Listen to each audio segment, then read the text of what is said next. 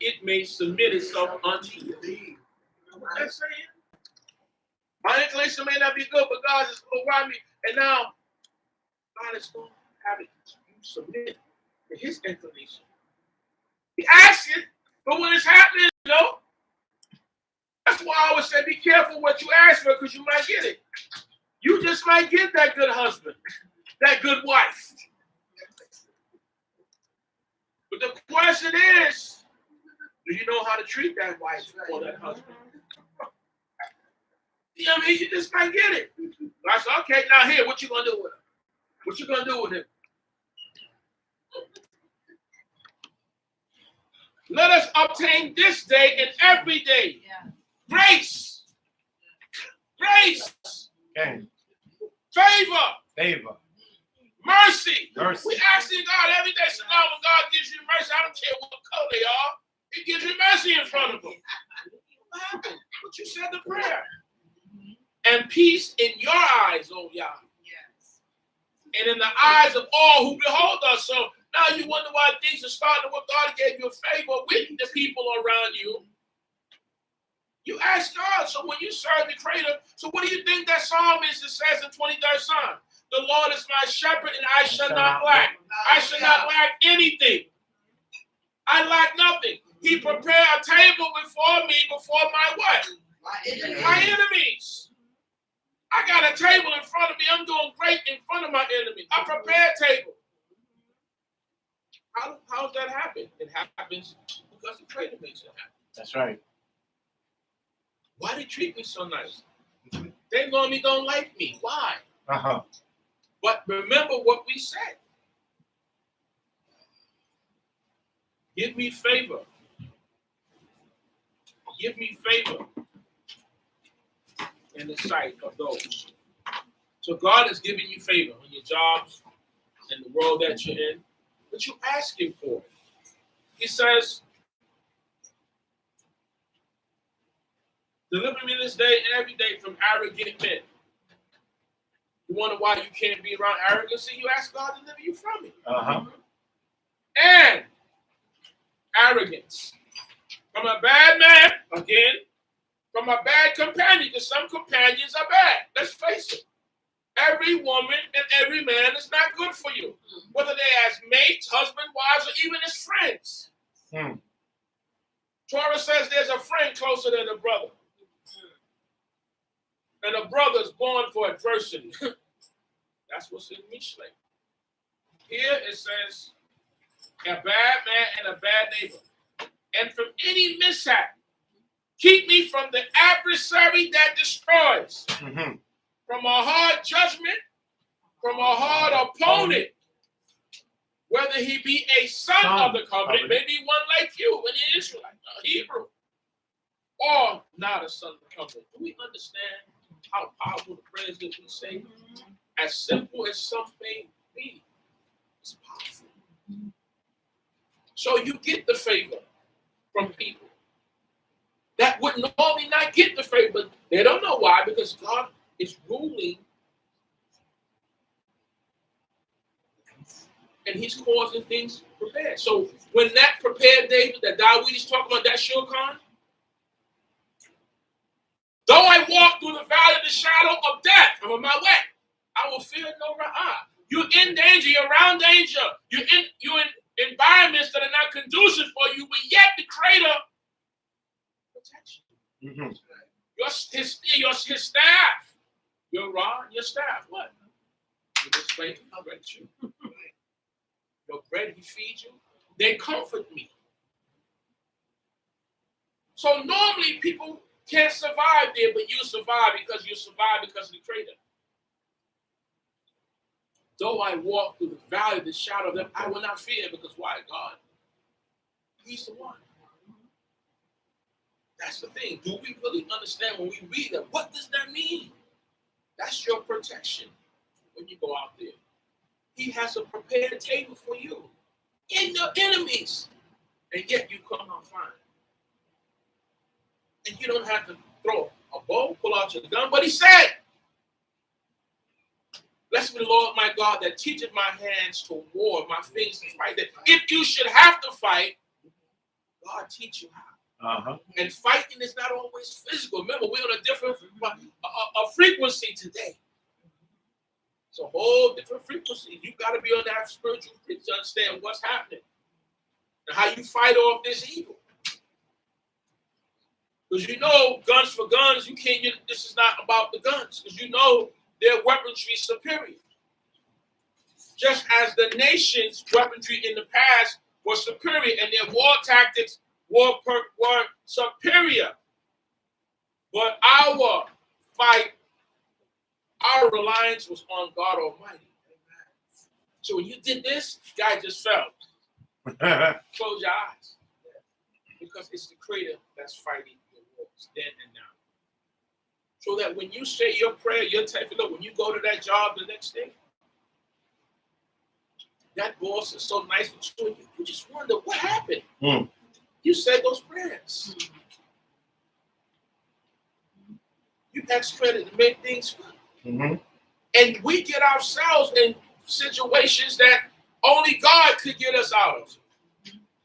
God, fix this. And it turns out good.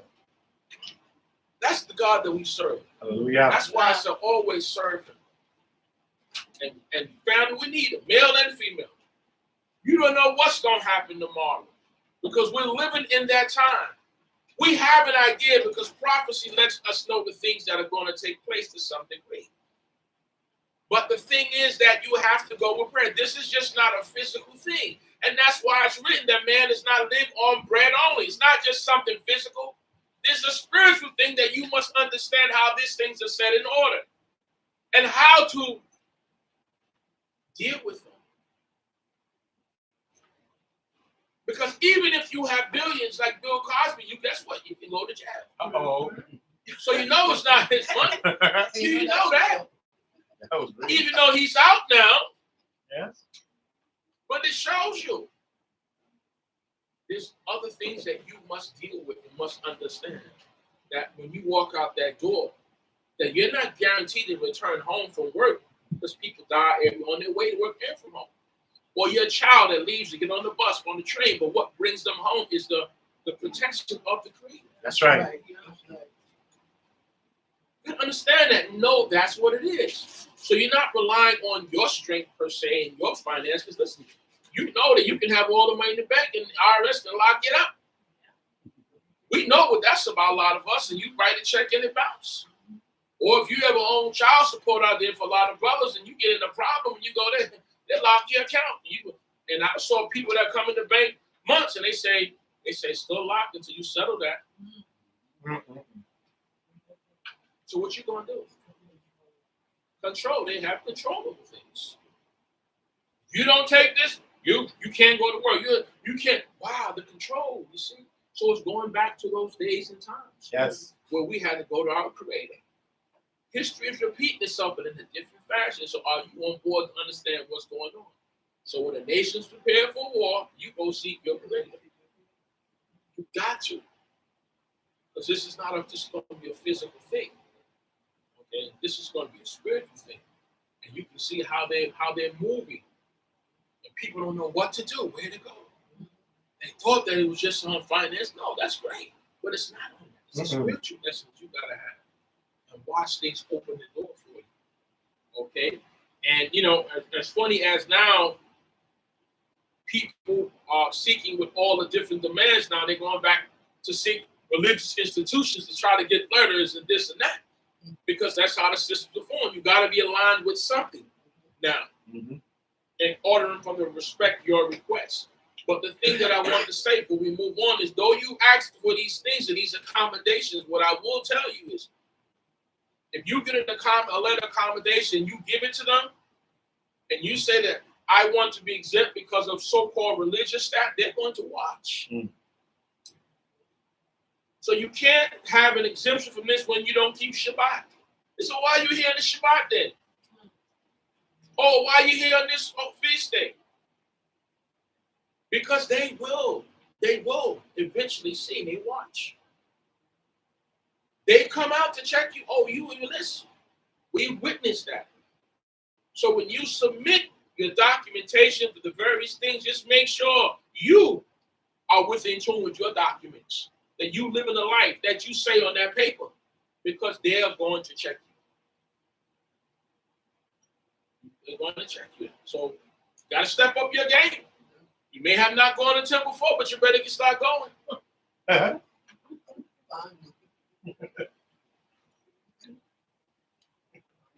And maybe that's the way, because you know what I always say, in our comfortability, because maybe this is supposed to happen like it is. Why? Because it gets up off our rocker now.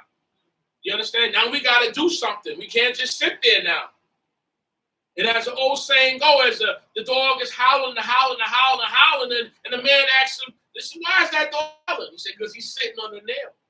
So why don't he get off that nail? He said, I guess it don't hurt bad enough. Because that's how we sit on that nail. Now you got to do something. Got to do something now. You can't just sit on the nail. Now, what are you going to do about it? Okay? And that's very important now these days and times. You got to realign yourself with your spiritualism. Because that's what's going to balance this. You can have all your finance, but you don't have a spiritual balance. If you look at all the various actors, celebrities, you know, with all the millions, some just take suicides, always in trouble. Why? Because there's a spiritual balance missing. You got to have a balance. Not all physical.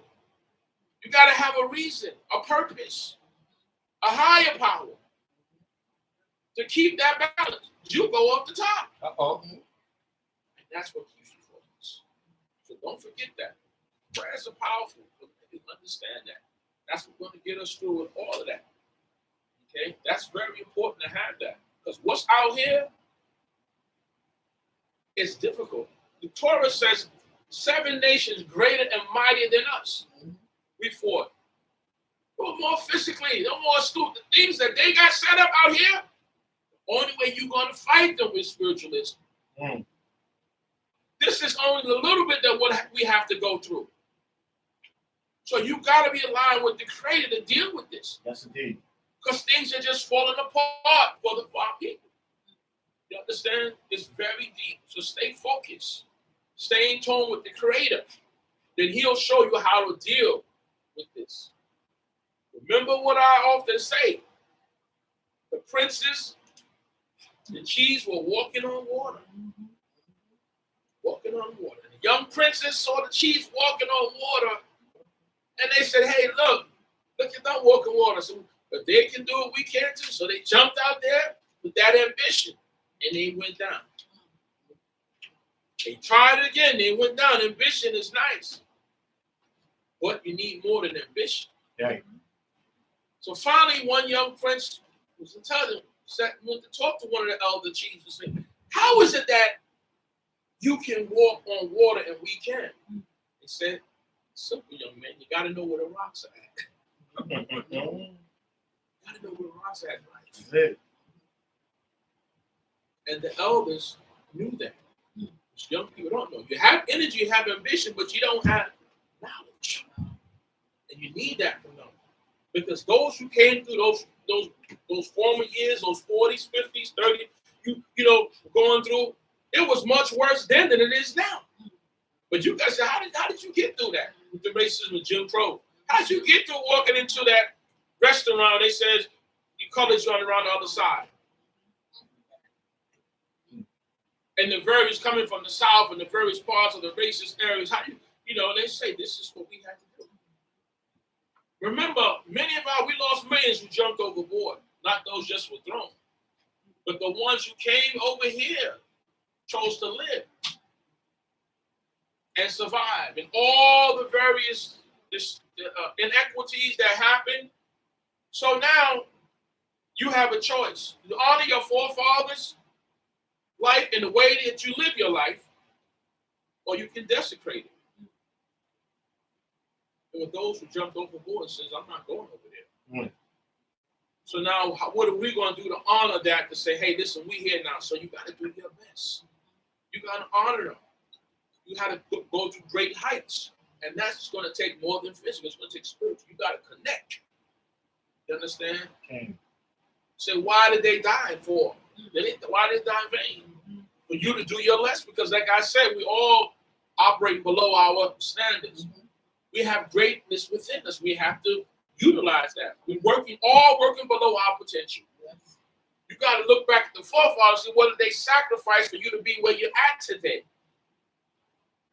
And say, listen, I got to honor my, go ahead. My mother didn't go through all this, working 3 jobs, dealing with abuse. You think you're dealing with something now? You know what they dealt with in the South and other parts of the Caribbean world? So now you got to take that and go ahead and get out here and do what you need to do. Get that education, get that knowledge, get that wisdom, and stay connected to God.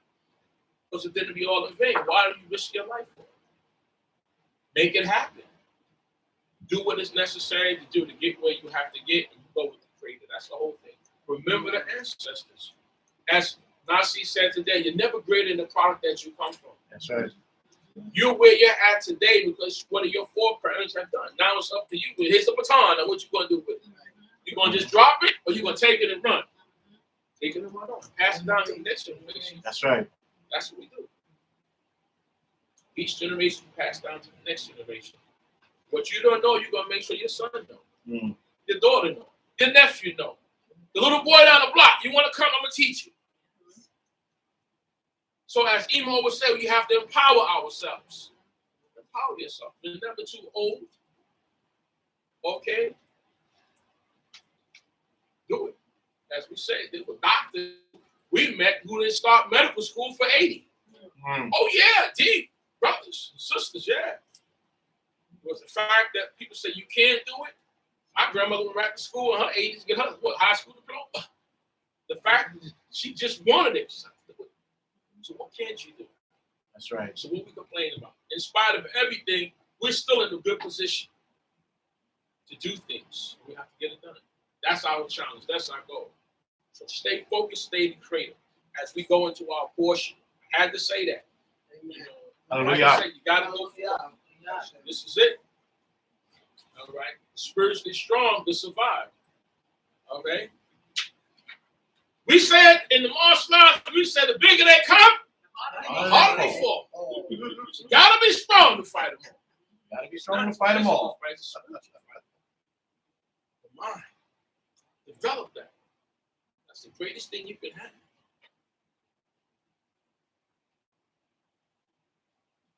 We're gonna go to Lecha. I was watching a movie, me and the wife, something about Bruce Lee, so to speak. He was doing all this stuff, and his masters told him, listen, you're not working with this. You're not working with this. That's what you're missing. You're trying to affect that effective punch. That 1 inch. Yeah. You got to use your mind. This is a deeper process than physical. You got to focus on this. And one of them said to his son, we're a nation of what? Ethics. Etiquette, right? Chinese. He said, he went out there, he got into a fight. They were pulling, but his father said, we are a nation. We are people of etiquette. I said, wow. My wife said, ooh.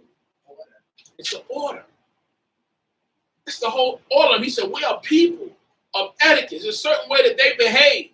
And if you behave a different kind of way, that's not Chinese. That's not Asian. This is what he was telling his son. We are a nation. So let me ask you this, Israel. What you think we are? People of etiquette as well. That's right. There's a certain way that you're supposed to behave. I know what's going on in the streets out here, but you're supposed to be different. You're supposed to be conscious. So you can have gold in your soil and diamonds, which a lot of us have, oil, but it means nothing if you have no consciousness. That's right. You're walking over diamonds every day, but you're not aware. Others are aware. So that's why they come to you and say, hey, you want to sell that land? So yeah, you got a couple of quick dollars, but they're thinking long term. We think short term. That's right. They're thinking about generations inheritance.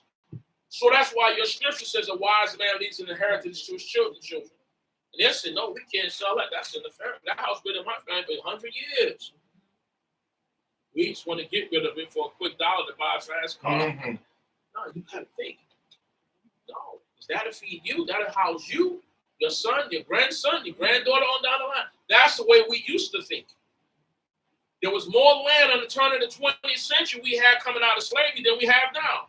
Because we was convinced that the old farmer was just a dumb country bunkling and all that land. So I'm gonna get educated and go to New York. And so you got swindled, tax off. Oh, yeah. You lost a lot. But those things that your parents thought of, you have to activate that. They believed in land. They believed in passing on inheritance. They believed in those things. Not the way the system think every man is an island. No, you're part of a family. You're a structure, a village. Right. Neighbor beat you for doing wrong. When you got home, mama beat you too. Because everyone looked out for that child. The whole village was your family. Mm-hmm. That's the way we moved back in the days. Grandma said, go take Miss So-and-so some food down the street, down the road here. When her crops came in, they shared. Today, everybody's like, it's about me. Right? Me. No. How your brother or sister doing? You ain't hear them? Call them up. That's different. You see, things are different today than years ago. But those are the values that you got to regain back. You got to act as a family. That's how it goes. Because Israel is about mishpakat, family. It's not about being all the way up by yourself. Yes. Scripture says if two walk together as one fall, you have somebody to lift them up, Mishlei said. But if you by yourself, what do you have? Words of wisdom. Now see, hear me the first verse. We in the book of Genesis. Genesis, Bereshit. Chapter 12. Chapter 12. This is called Lecha. And as we go through this and try to utilize this to help us today, talk to me, brother. Hallelujah. 12th chapter of the book of Genesis, from verse 1. And the Lord had said to Abraham, get out from your country, right, and from your family, right, and from your father's house, okay, to a land that I will show you. Right. All right. I want you.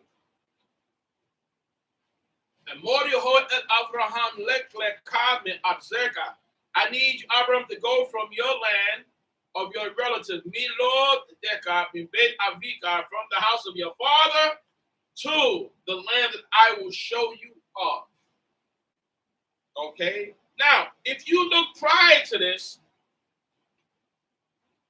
you're going to see that the unique thing about this situation, when Abraham left, he left out of Canaan. They already had migrated together. They left together. They moved as a family. Okay?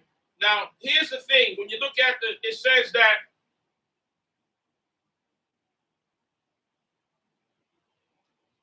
that Abraham, in the previous verse chapter, and Abraham took Nahor for themselves wives. The name of wife of Abraham was Sarai. I'm going to read on. Nahor's wife was Milcah, the daughter of Haran, the father of Milcah, the father. Now it says, and Sarah was barren and she had no children. So Terah took Abram, his son, and Lot, his son's son, and his grandson, and Sarah, his daughter-in-law, the wife of Abram, his son, and they departed with them from where? Of Chasidim. So they made a family move, not individually. This is before the actual portion start. I just went back and read. Okay. So Terah, the father, took his sons with him.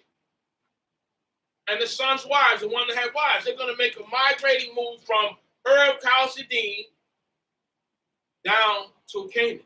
So they went to Canaan together. I just want to point that out. Okay, and and now it goes about the days of Terah.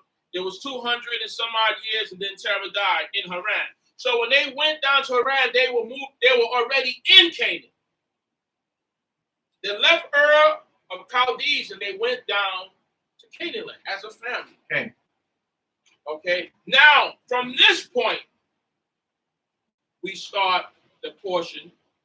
Okay, and he says to Abraham, leave from there. Leave from where you're at now.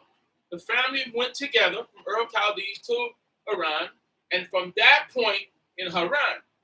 Now remember Haran. Keep that point in mind, because somewhere down the line we're going to read about somebody going to Haran. Because this is where the family is located, Abraham is going to leave from there and continue on down Canaan. But where they located at in Haran is where later on Yaakov is going to go look for Uncle Abraham.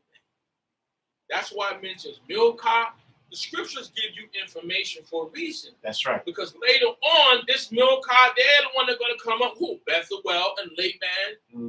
You see, so we made a move together into this area. You're there, and now you're going to move to another area.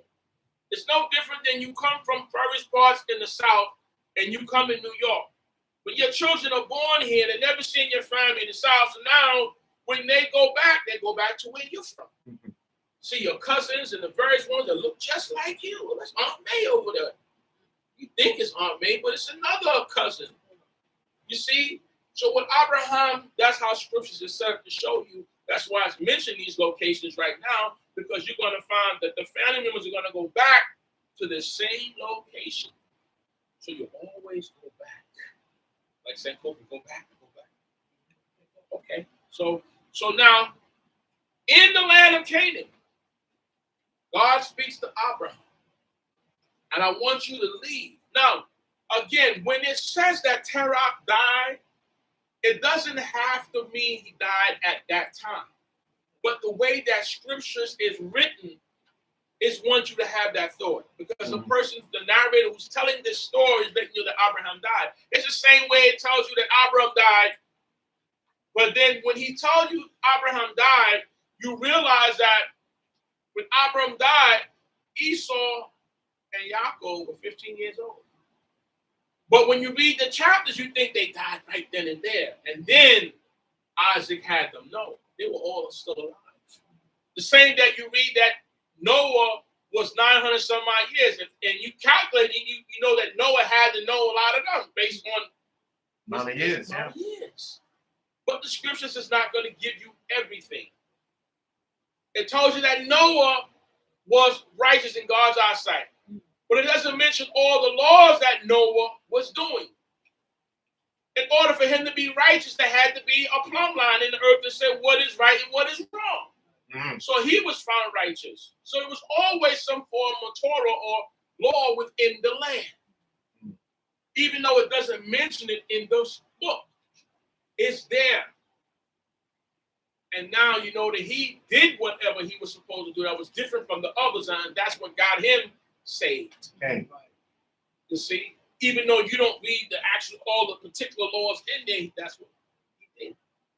Okay, and it got him to this point. So my point is, sometimes when you read this, you have to put things together. You have to also say everything is not in chronological order. Right. So you have to think, and you always got to pray that you get the right thoughts and pray to show you how things are. And then you can picture yourself. You got to take yourself out of this it's like transfer yourself back then.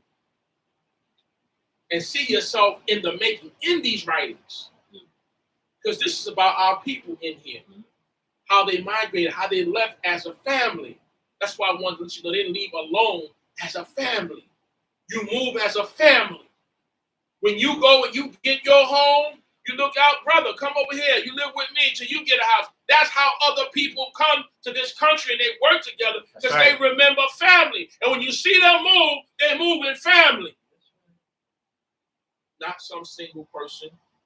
Even if you start out single, the goal is to get my family over here, to get my mother, grandmother, brother, cousin, that will be a family.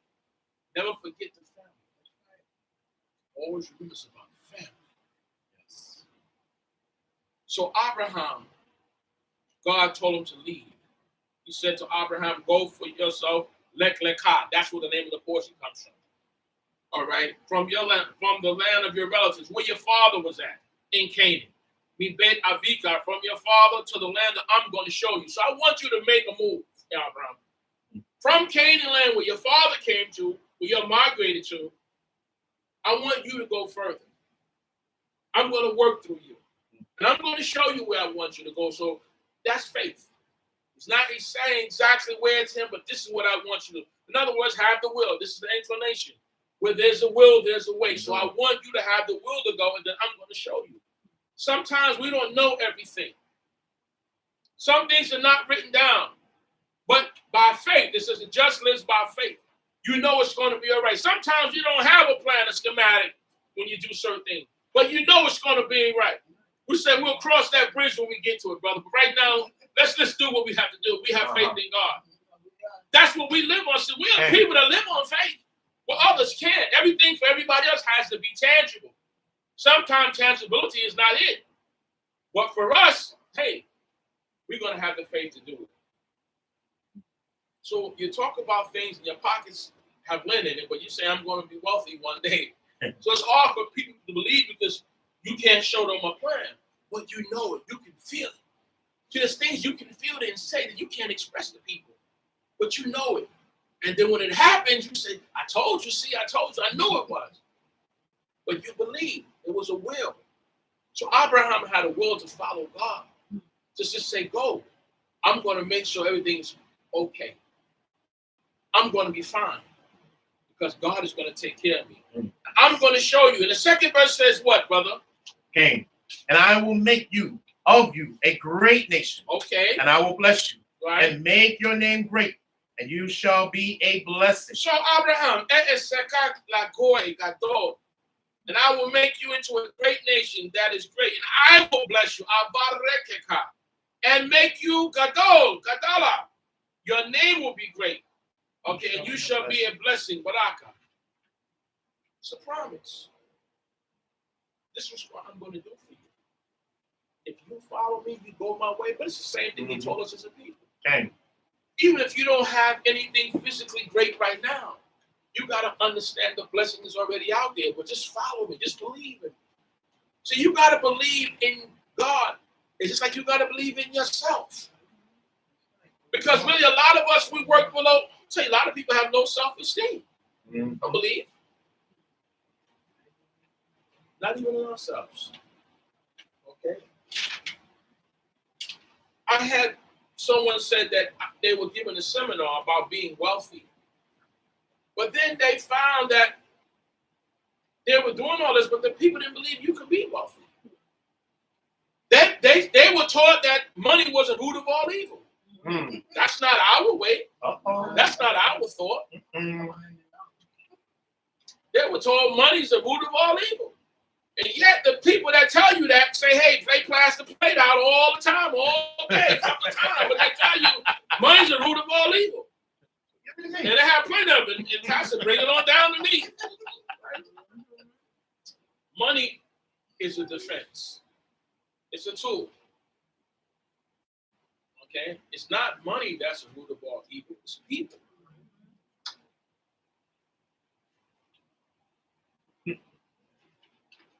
This is what people are told. So in this seminar, he said, I had to first convince people that it was okay to be wealthy. That Abraham was wealthy and other biblical people were wealthy. Because they believed that money was associated with evil. And that's deep. So if you're dealing with a mind like that, how can you receive? When you always taught that, it's the way that you may make money that might be evil. But not the money in itself. It's like a gun. The gun by itself is just sitting there. Yeah. Well, how do you use that gun? If you use it to defend yourself when you're attacked, but now if you use the gun to go rob somebody, it's different. That's what we come into wisdom. That's what I say. Our Torah is different. Our instruction says, if a man is poor and he's kind, when he gets more money or substance, he'll be kinder because he can do more. Okay. But if a man is wicked and he's poor, if he gets more money, he's going to be more wicked because he got more room to do it. So it's not that Joe, who used to come to service every week, and now he doesn't come because money. He has money now. Some say it's the money, but no, what it is was that Joe didn't have money. Money just allows you the room to be who you are. And that's why in these same prayers that we read, it talks about you'll be blessed. And not for, and the Psalm tells you that too, and not for work. Because sometimes you may think you're blessed, but that's the way that the Creator is going to take you out. You think it's a blessing. But you read in the Psalms, in the prayer, in this particular prayer, that he will bless you for good, cause you to for good, because some things are not good for everyone, especially if you don't have the right mindset. So that's why some say first seek the kingdom of God. So you have the right mindset on the foundation. So when you do get substance, you know how to manage it. You have the right mindset. You don't be the part that says a fool in his money. What? Soon depart. Right. So you need knowledge first. So with ethics, the Father lets you know that if you're kind, you're going to be kinder. My point is that it's not that money changed the person. That's what they always were. They just had no money. Sometimes that's other people's tests. So sometimes you get all this because whatever was there. It just gives you the room to operate to be just what you really are. You open up. So the Creator says, I'm going to bless you, Abraham. I'm going to make you great. I'm going to make your name great. Okay? Just follow me. First verse says what? And I will bless those who bless you. Right. And curse him who curses you. Okay. And in you shall all families of the earth be blessed. So I'm going to, I'm going to bless you. Everyone who curses you, I'm going to curse. So it's already out there. When you're the son of Abraham, when people curse you, they're cursed. So your fight is crazy. That's why when nations prepare for war, you seek your God. Okay. Do you know that people can't say things about you that's bad? The Creator deals with them. And you look up and you say, wow, you have an incident, and it's not that you're bragging or something, and you just had an incident with someone, and next thing you find out that they're sick, or they're dying, or some tragedy happened to them. Do you know that's power? That's right. That the Creator may have dealt with them because of how they dealt with you. Touch not my anointed, nor do my prophets on these people. So what he's telling Abraham, I'm going to make you a blessing to people. If they utilize you and listen to you, there'll be a blessing just being around them. You ever notice that when certain people are around you, good things happen? And when others are around you, things not so good happen? And you just say, hey, you know what? Every time you're with me or with us, we always get into some kind of trouble. It's a fight, aren't we? But with others, there are those who always things seem to happen good. Yeah. And those are the ones who you want to be around. Right. Because their energy they give off is great. But there are people who you say, no, you're riding that car, not in my car. Because it seems that every car that you're in has a problem. Everywhere we go somewhere, there's a fight, there's an argument. But with Abraham, he says, you're going to want to have this brother around you because the energy that he gives off is great. And it causes the blessings, good things happen when you with certain people. So you want to associate yourself on being with those people that are God lovely and God and blessed. That's important. So it goes back to the same. Mama says to judge by the company you keep and the company you avoid. Birds of a feather fly together. And she said, if you hang out with stink long enough, you're going to what? Smell like it. So you want to be around people, in other words, that's going to rub off you. If you're around positive energy, iron sharpening iron. So guess what? If you're hanging out with the good old boys and they're talking about investing in doctors and this and that, then it's going to rub off on you. But if you're hanging out with the bad boys all day, guess what? It's going to rub off on you. And if you look at a lot of the people that get arrested, that go to jail, and they find out, oh, you come from a good family. Why are you in here? Because of crew that you choose.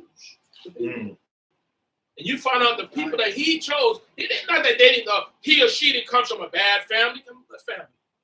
But the people that's in your ear, that's talking to you, are not good. So you have to make a choice. Who you going to be with? What music you going to listen to?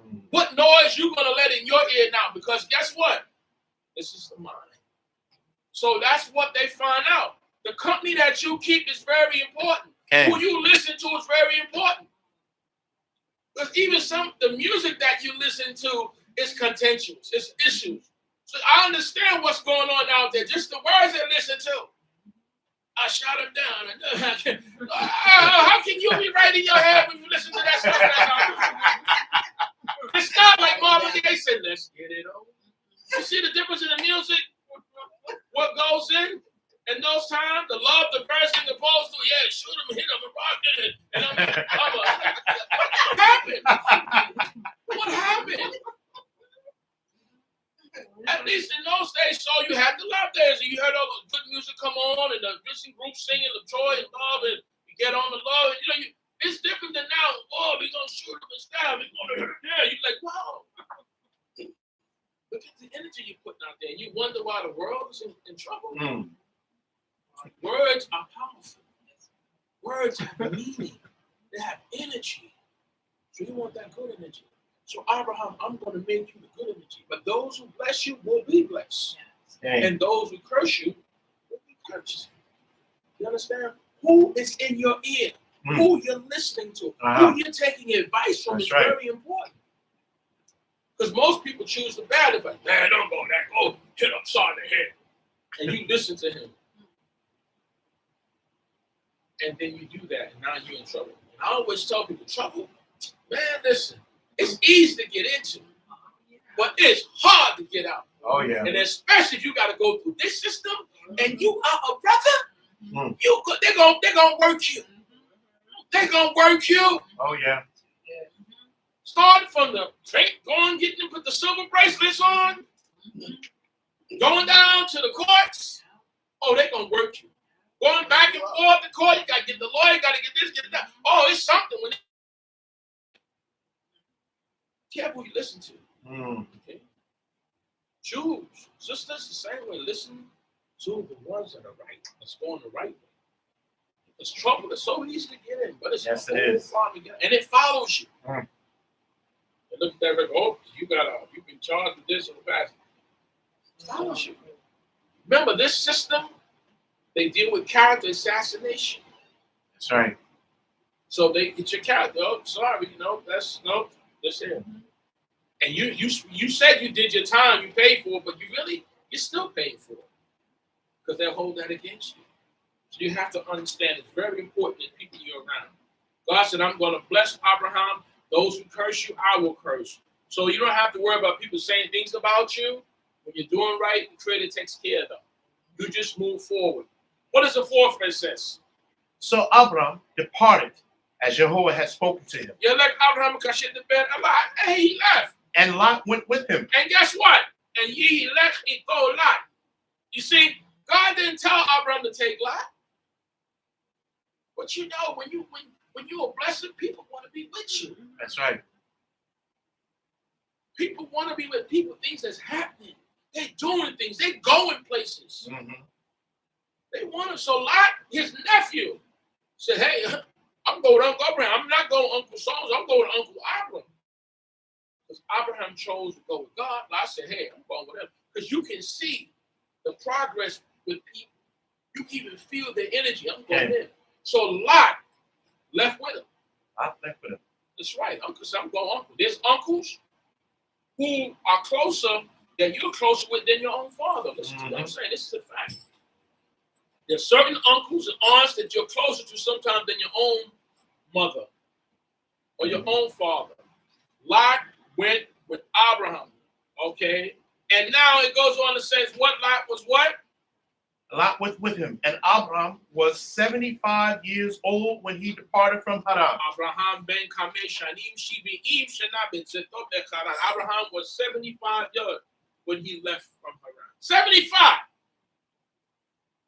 How many of us 75 now? We know we up there. But if he's 75 years old, leaving from Haran, he's making the move. At 75. Reminds me of my grandmother says, hey, and she just remarried at 80. Everybody said, Granny, like, come on. She said, over until it's over. Died on her late 90s, right? It's not over. This is done at 75. 75. He's making a move. So when God gives you that life to do it, do it. There's those who are going to talk. Brother came to me, he said, Prince, let me ask you a question. You know, I want to buy a house. He's in his 60s, late 60s. And I said, Ruben, let me touch him. I said, as long as God gives you the breath of life, you can do it. Yeah. People saying, I'm too old to buy a house. You ain't never too old to do it. No. My wife's grandfather was in his 80s or close to 90. I said, Bob, you got a new car turn. I said, well, how you living so good? He said, living up my past, son. Do things young, preserve yourself, keep yourself, you get to enjoy. He's moving around like a young guy in his late 80s. You know, as far as his health, his mindset, his faculties. He liked his new cars and the various things, his houses and the very well. So you think you're too old? I say, brother, let me tell you something. Don't listen to them. That's their mindset. You want to do it. You know, what age you get? You want the nice sports car? And my other neighbor came to me, he said, Mr. Branch, he said, let me ask you a question. He's in his 80s. He said, I want a Cadillac. He said, you know, you think I'm so? I said, Mr. Sam, let me ask you a question. You believe you're going to heaven? He said, well, you know, I don't know about that. I said, let me tell you something. If you do, you can't drive it up there. So my advice to you, get your car now and enjoy it. Because when you die, somebody's going to jump in that car and drive, and they're going to stop. They're going to buy motorcycles. They're going to buy dirt bikes. They're going to do everything that you wanted to do. So if you want your car, you that age, you deserve it. Go get it. That's it. Okay? You know, I'm too old. You know, right? You want to go get it. You be riding around without a cab. All right? Nothing wrong with that. Enjoy the fruit of your labor. Hallelujah. Because when you get aged up and you done did your work and stuff, yeah, you done enjoy. Why not? Okay? It's okay. You know, the good things. So at 75, Abraham is making a move. So don't tell me about, I'm too old. Okay? No, we got to keep ourselves together. You know, so we black don't crack, right? So, you know, you get up there, you know, you look at our sisters, they be like, they have, you say like that, that's my mother. Because, you know, our sisters be looking lovely and well. They have their daughters and their generation. Well, that's your mother. She's not your sister. You know, and we keep ourselves together, we can do things. You'd be surprised at age. You know, and had a sister say to me, Mr. Prince, you know, you was driving, picking up me. My daughter was 3. She's 26 now. You still working with transit? I'm like, wow, you know what? You know what I mean? And when I tell people I did 35 years, they say, well, how old are you? Yep. They don't leave me in Nazis. Hey, they think we young. So listen, God will bless you. Take care of yourself. That's and it. do things. That's it. And then guess what? We it still ain't over yet. No. So we done say you open up, close one chapter, open another. Now next. Gonna run for mayor, Prince. You know, they already quite made a block. So you know, but no, God take care of you. My point is, when you have the energy, the life, and God, do it. Do it. 75, he's starting to make this move. Moshe started working at God at 80. 80 years old, Moshe started leading. Because it's the song that says God will give you life. He give you, restore your youth. It's written in that part of the scripture. You run and you won't get weary. He like we call Prince O'Connor in his 80s. He can run and jump down. Yes. Hallelujah. From the Creator. Take yourself. Eat right. Eat well. Pray. Get out there. So it's never too old. That's what you want to do it. Because people are going to say you too old. So what are you going to do? Sit down and wait to go to a nursing home? Somebody push you in the, no. You know, or go to your geriatric center or no. You're not there. There are people who are there. But there are those who are got that life in them. They want to live. They're on the dance floor. They doing what they do. Let them do it. Let them do it. They're living life. Abraham is making a move at 75 years 75. old. Okay? We got 20 and 30 years on to make moves. You got people 20 look like they much older than that. They move like that. What's your energy? What's this like? Carry the spirit of God. And when you get older, you ain't going to look it. You're going to feel good and do things. You're going to do things, but do it. See, you can't do it in the grave. And that's we always say this. You got time you born and the time you pass. Or you got the time in between. Uh-huh. You leaving this earth when it's your expiration time, you leaving. Unless you build a relationship with God, will take you like Elijah or Enoch, but you leaving. So get out and live life. Whatever you do, do it. You know, don't wait to die. We see our way of life is not that we got to meet God. See, we can only serve God while we're alive. Thanks. We don't serve God next. So we're not waiting there. Like you say, you're going to, Rastafari said, you know, everybody want dead, but everybody want to go to heaven, but nobody want dead. Mm-hmm. We don't have to die to meet God. We meet God alive. Uh-huh. Well, others say we're going to meet God when you get to heaven. Our God said that he don't have no, the dead don't celebrate him. Right. Only the living. So you got to be alive to serve this God. So we're not rushing to get into that box. We're trying to say, box, listen, like Mr. Matthews said to me in the funeral home, and I said, Mr. Matthews, how's business? He said, business is good, son. Funeral business. He said, that's over 40 years ago. He said, well, you know what? We always got room for more. I said, no, sir, I'll see you in 100 years. We don't rush to get into the grave. That is right. Torah is the tree of life. Amen. It gives you life to be alive. We're not trying to die. No, we're trying to live. That's it. So we're going to eat better. We're going to change our diets. We're going to pray to live. We're not here to die. We're here to live. That's it. You want to be as Joseph and others to see those next generations on down. With great-grandma, you got grandma, great-grandma, grandma, and on down. That's right. Be alive. We're trying to live. Fight to live. I don't care if you in the Bakery, in the hospital, and you got a tube in you fight to live. Talking about you pull that cord, don't pull that cord yet. Because when there's a God, there's life. You be pulling that cord on. I don't care what they show in the hospital say. He's brain dead. Listen, people who are brain dead come back a lot of times. People in comas go wait. They're going to pull that cord. I ain't signing no. You better not pull that cord on me. Nope. Move that finger. Something is that. No resuscitation. No D at all. No resuscitate. You better resuscitate me. I don't know what you better resuscitate me. Checking me up from all this stuff. Put me in the ground. You can bounce back.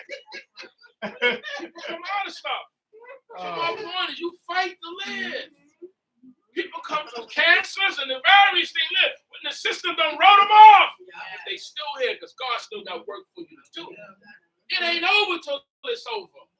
Don't give up yet. Yeah, but you ain't ready to put you in the ground yet. And you know, people, once you get that, once you die, before you're in the ground, they trying on your shoes and they trying on your suits. In your car, oh, sure. What that is? Because I've seen it done. I'm like, right. Brother, not even buried yet. That's right. They even ground. They riding all the time. Uh-huh.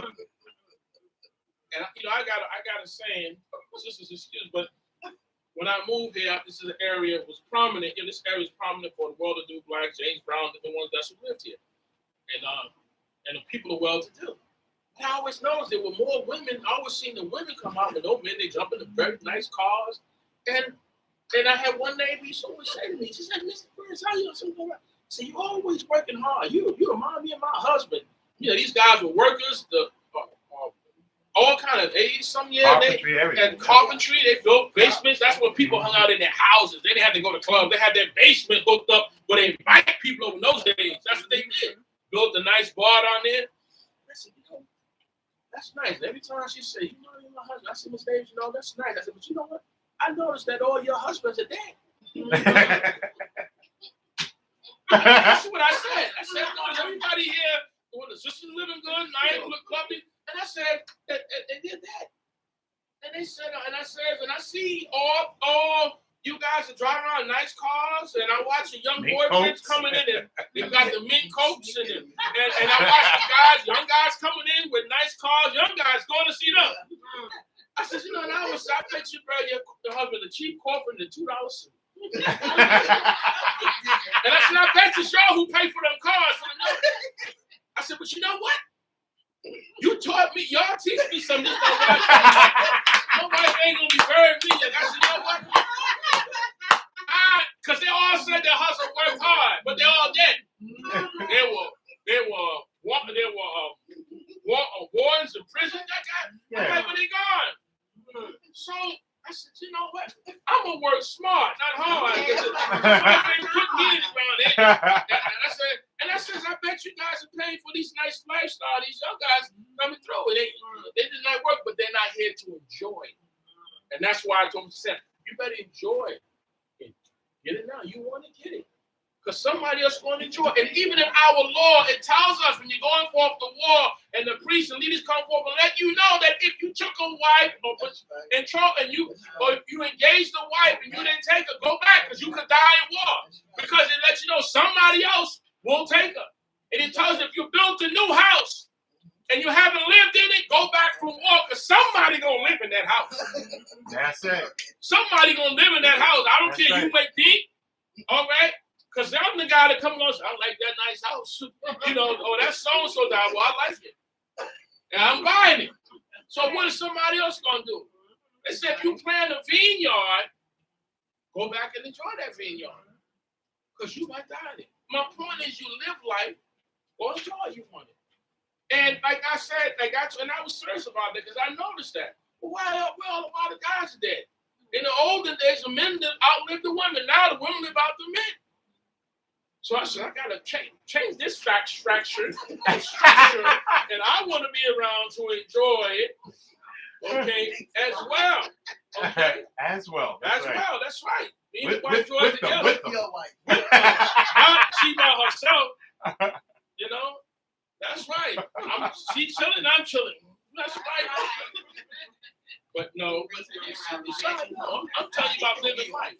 And what I'm saying is with other religions, they believe that they have to die. And the European built on that. So they always say, you're going to get your reward when you get to heaven. Meanwhile, they're getting theirs now. He tell you that. And see, unlike some religions say, you're going to get 70 virgins. And when you get to heaven, listen, my thing, if you want 70 virgins, you better get them now. They say if they did this great act, they go, I was listening. I said, wow, that's deep. We're saying that's very profound. What life is made to enjoy. And my point is that at 75, if this man is needing to do a work for God, why can't we? So it's not over till the Creator says it's over for you. You do it. You make it happen. If you want to go to school, as my wife always asks, go to school. I don't care if there's a bunch of young people. That's what you want to do. Do it. Do it. They asked Mr. Brady. Brady said, you going to play till you 50? He said, I'm trying. The football player. Okay. People out of the game way before then. But if God gives them the strength to do it, that's what you want to do, you do it. Don't let people tell you what you can't do. It's up between you and your maker. Yes. Get it done. Mm-hmm. Now, see, give me some more of this. Fifth verse of the 12th chapter of Genesis. And Abraham took Sarai, his wife, and Lot, his brother's son, and all their possessions that they had gathered, and the souls that they had gotten in Haran. All right. And they went forth to go to the land of Canaan. You see, now they're already in Haran, but the difference, they're going further into Canaan. But look how it says what he took. And Abraham took Sarah, his wife, Lot, his son, brother's son, all their substance or possessions that they amassed. So guess what? They left with something. Okay. They had something when they left. When right. They made their moves, they had substance. I want to show you he comes from a family that have substance. That's right. They have substance, they have wealth. Okay? And what do we say wealth is? You got to own it. In order for something to be wealth, you have to what? You have to own it. You have to control it. And you have to be able to pass it down. And if you can't do those three, it's not wealth. You own it, you control it, and you pass it down. And all these three things that Abraham was able to do. Okay. That's what considered wealth. We were a people, a nation of inheritance. Own it, control it, pass it down. Okay. Take your wisdom, take your knowledge, give it to your children and grandchildren, and pass it down. Your substance, pass it down. So he left with possessions, and they had mass, and the souls they had gotten. That's the people that they even were able to convert to the one and true living God, and even the souls that they had purchased, because at that time they purchased people as well. Okay? But he left with substance. You understand? He didn't just leave alone. He left with his nephew, his wife, and souls, other souls. Okay. Okay? And they're making a move. So you don't have to be alone. Okay? Why? Because he got a good way. He got a good game going. So when you have a good game going and you're doing things, people will lock on to you. Expect that. You're not going to move out this world and have good, and people are not going to see it, because people want to be where it's happening at. They want to be where the goal is at. They want to be where it's healing. They want to be where substance coming in. They want to feel good. They're going to be over here. They're not going to be someplace where it's going to be. So I'm moving with you, huh? I'm moving with you. You're going with God, and you have substance. It says they left there with substance. They had something. They didn't leave with nothing. They had what they've had, they left with. So they had some substance when they came to Haran. Okay? And they came to Canaan. And it says now he came to the land of Canaan. The 6th verse says, and Abraham passed through the land to the place of Shechem. Remember that word Shechem? To the terebinth of Moreh. All right. And the Canaanite was then in the land. So Abraham passed. Ya'aver Abraham Be'eretz Makom Shechem up to the far side of Shechem as the plain of Moreh. And the Canaanite was in the land. Let you know right then and there that the Canaanite was then in the land. So he coming with substance, with souls he have gotten, and his substance, and the Canaanite other brothers are there. He's there with other souls. And what happened? The 7th verse. And the Lord appeared to Abraham. Now look at this. And God appeared to Abraham. And said, to your seed will I give this land. And there he built an altar to the Lord, who appeared to him. So God appeared to him. You see, I'm going to give you this land one day. Okay? Now, it's not at this time, but I'm going to give you the land. It's going to go to your posterity. Sometimes you see things that you know you're going to have. And you say, listen, that house is mine. Right? Yeah, you living in it now. But that house is mine. That's right. Our queen mother, Shalom Allah, used to tell us, claim it. Claim it. That's right. That's God give it to you. Yes, indeed. Now, I always say, when God bless you, want something. That car that was inside the auction, that maybe the guys who have it, the drug, whatever they had, you bid on that car, that's that car, God, they gave you that car. That house, we don't know why they lost the house, when they died. Guess what? That's your house. Because God wants you to have that house. So you claim it. So he's saying, listen, that land that you see those Canaanites in, one day that land is going to be yours. You can sit and watch them and look and wait, because it's going to happen. Because you're doing this to make, so my point is that everything is not right now. You see things when you're young, you know that I'm going to have this one day. You make plans. You make plans. And those who what? How it goes now, see? Those who fail to plan? Yeah, you failed to prepare, so you prepared to fail. You understand? You set it up. I know I want this. So what are you doing to get it? I'm serving God, and I'm working towards having it. It's nothing impossible for you. It's just serving and pray. Abraham, this land will be your prosperity. You're going to have it. Okay? Know that. So, in time, things take time. It doesn't happen overnight. But no, that's the goal. As an older man said to me years ago, he said, son, you work with a goal in mind. You don't just work to work. What's your goal? Why are you working? It's more work than you get to. Why are you working for? Why do you need the money for? There's a purpose, understand? You just want to say, here I am? Or you got things to do. And I want to make my family like that. I want my children to have the things that they need. You see, I want my grandmother, my mother to enjoy life. She works so hard. You have a goal, and that makes you go out there and say, I'm doing this with that purpose. Because when you're doing that work, things happen that could discourage you. But if you have a reason, and that reason is great enough, you're going to hang on to that goal. Because I have a reason. I have grandchildren that want things to happen. I need this because I need something from them, because a wise man leaves a legacy. those who come behind. Understand? So you go through the trial. And as you go through the trials, you'll lay in the format and say, this is where the rocks are at, son. Yes. I've been there before. I've been there. They're setting it up. So they told Abraham, this is going to be yours. You have to trust that. So you work towards it. Know that in mind. Set that goal in mind. You want something, you see something, you ask God for it, you work for it. That's it. God will get it to you. The Lord knows when you get it. You got to thank and praise. Stay humble to God. Hold on to it. Because what I always say is obtaining is maintaining. Once you get something, you got to keep it. Mm-hmm. You want a wife or a husband, you pray, you get them, but you better pray God, you got to keep them. Because it takes work to get them and more work to keep them, right? Relationship. That relationship. You know, we have a saying that, you know, the brothers, man, we don't divorce 8 times. What that means that you have issues in relationships. Sometimes you're going to sleep on the couch, brothers, you know, and sometimes in the basement or whatever. It happens. But you work on your relationship. That's it. And for those who think you got a perfect marriage, well, let me tell you about it. You hear it on Facebook that they say your wife is divorcing you.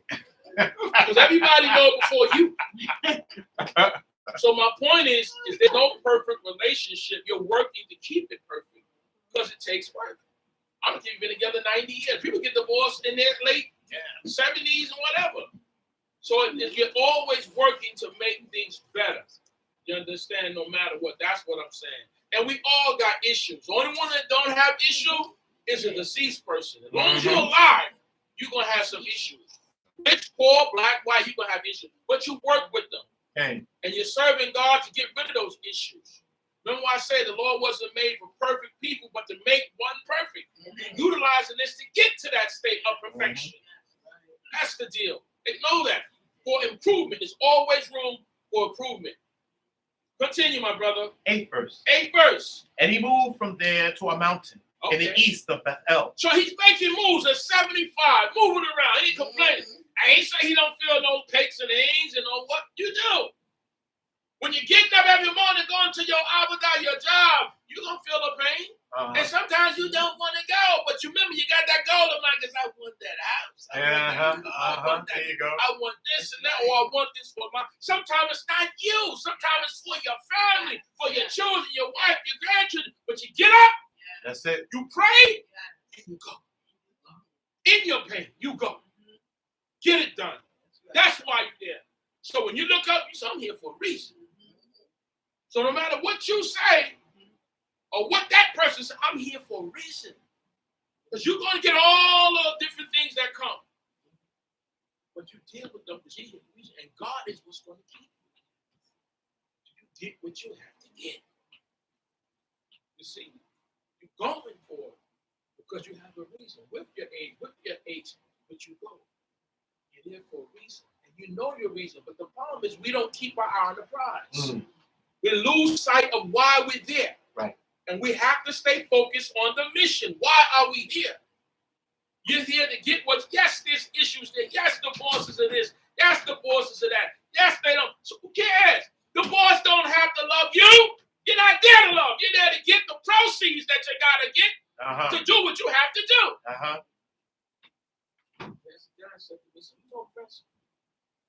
That man was racist.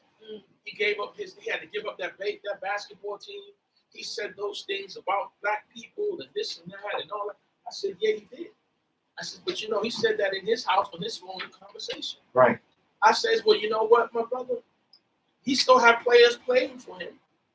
Those ball players, a lot of them know. Doc knew who was managing the team. But Doc said, hey, he getting paid. And you know what? As long as you pay me, I'm not there to him to learn. I'm there to play to get the substance. Right. And I tell you what, as I told the brother, he's not the only one that feel like that. All the owners feel the same way he do, but they just didn't voice it. My point is, you got to stay focused on why you're there. Yes, indeed.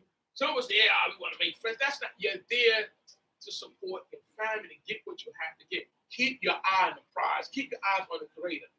All of the other stuff is going to exist. It's going to be there. But you know why you're there. And stay focused on that. Don't get caught up in all that other stuff that the people. I'm not here for that. I'm here for this. This is why I came here to get this, and God blessed me with this to get what I need. And then you move on. Because guess what? You think your bosses love you? You think they like you? I know we want love because we deprived of love, but we search for love in all the wrong places. And we want our bosses to love us. And guess what? They don't. But they're not there for that. Love God. Love your family. Go do what you have to do to get what you have to get and find. You're there. They're not there. They're not there to love you. That's how they feel. So just stay focused because we lose sight on the prize. Get what you got to get. They told me print you out. I said, hey, man, 35 years. I got what I came for. Okay. Life goes on. And you move on. Next. Yep. Keep moving. Okay. But stay focused, Israel. Stay focused. Don't let nothing take you off your path or rain on your parade. You pray to God, you go out there and get. Okay? Stay focused. Next line is what, brother? We're in the midst of that 8th verse. Go ahead. And pitched his tent, having Bethel on the west, right, and Chai on the east. So Yitak Misham Harami to them the Bet El. Now look, he pictures a hole of his tent. So notice what he did when God told him that. What did he do? He built an altar. Here's my point. When the Creator has brought success to you, you got to give back. Abraham pitched this altar. When God told him what he told him, he went and built an altar. That means he's worshiping the Creator. You never stop worshiping. You got to always keep worshiping the Creator. When you get your blessing, even if it's just good words, you give thanks to the Creator. You build that altar. Okay? And I don't mean to have to physically build one, but you're spiritually built one. You pray. Okay. You worship. You understand why you're there. You're there because the Creator had you there. It may be something that's not usual, but you're there. Remember why you're there. Remember that God had you there. You get what you have to get. And those souls who you have to bless while you're there, you bless. But you stay focused on why you're there. He built, it says he pitched this tent, so he built. After God told him he's going to inherit that land, it says he built this altar there to Jehovah, who appeared to him. Always build your altars. Always worship the Creator. When those good things come in, when your checks come in, when you get paid, when things happen, you complete a course, you get your degrees, whatever it is that God has done for you. Gave you a child, saved your child's life, brought him through a situation, brought you. He always brings us through situations. That's right. Remember that commercial, little boy said, we got a situation. That little commercial in the bathroom. Yeah. He said, we got a situation. We all got situations. But God gets you out them situations. Okay? That's the whole thing. So whatever you've gone through, whatever you thank God for it. Come on, you move on next. That's right. So he pitched this tent. He relocated the mountain to Bethel. Now, here's another thing I want you to remember. He pitched this tent where?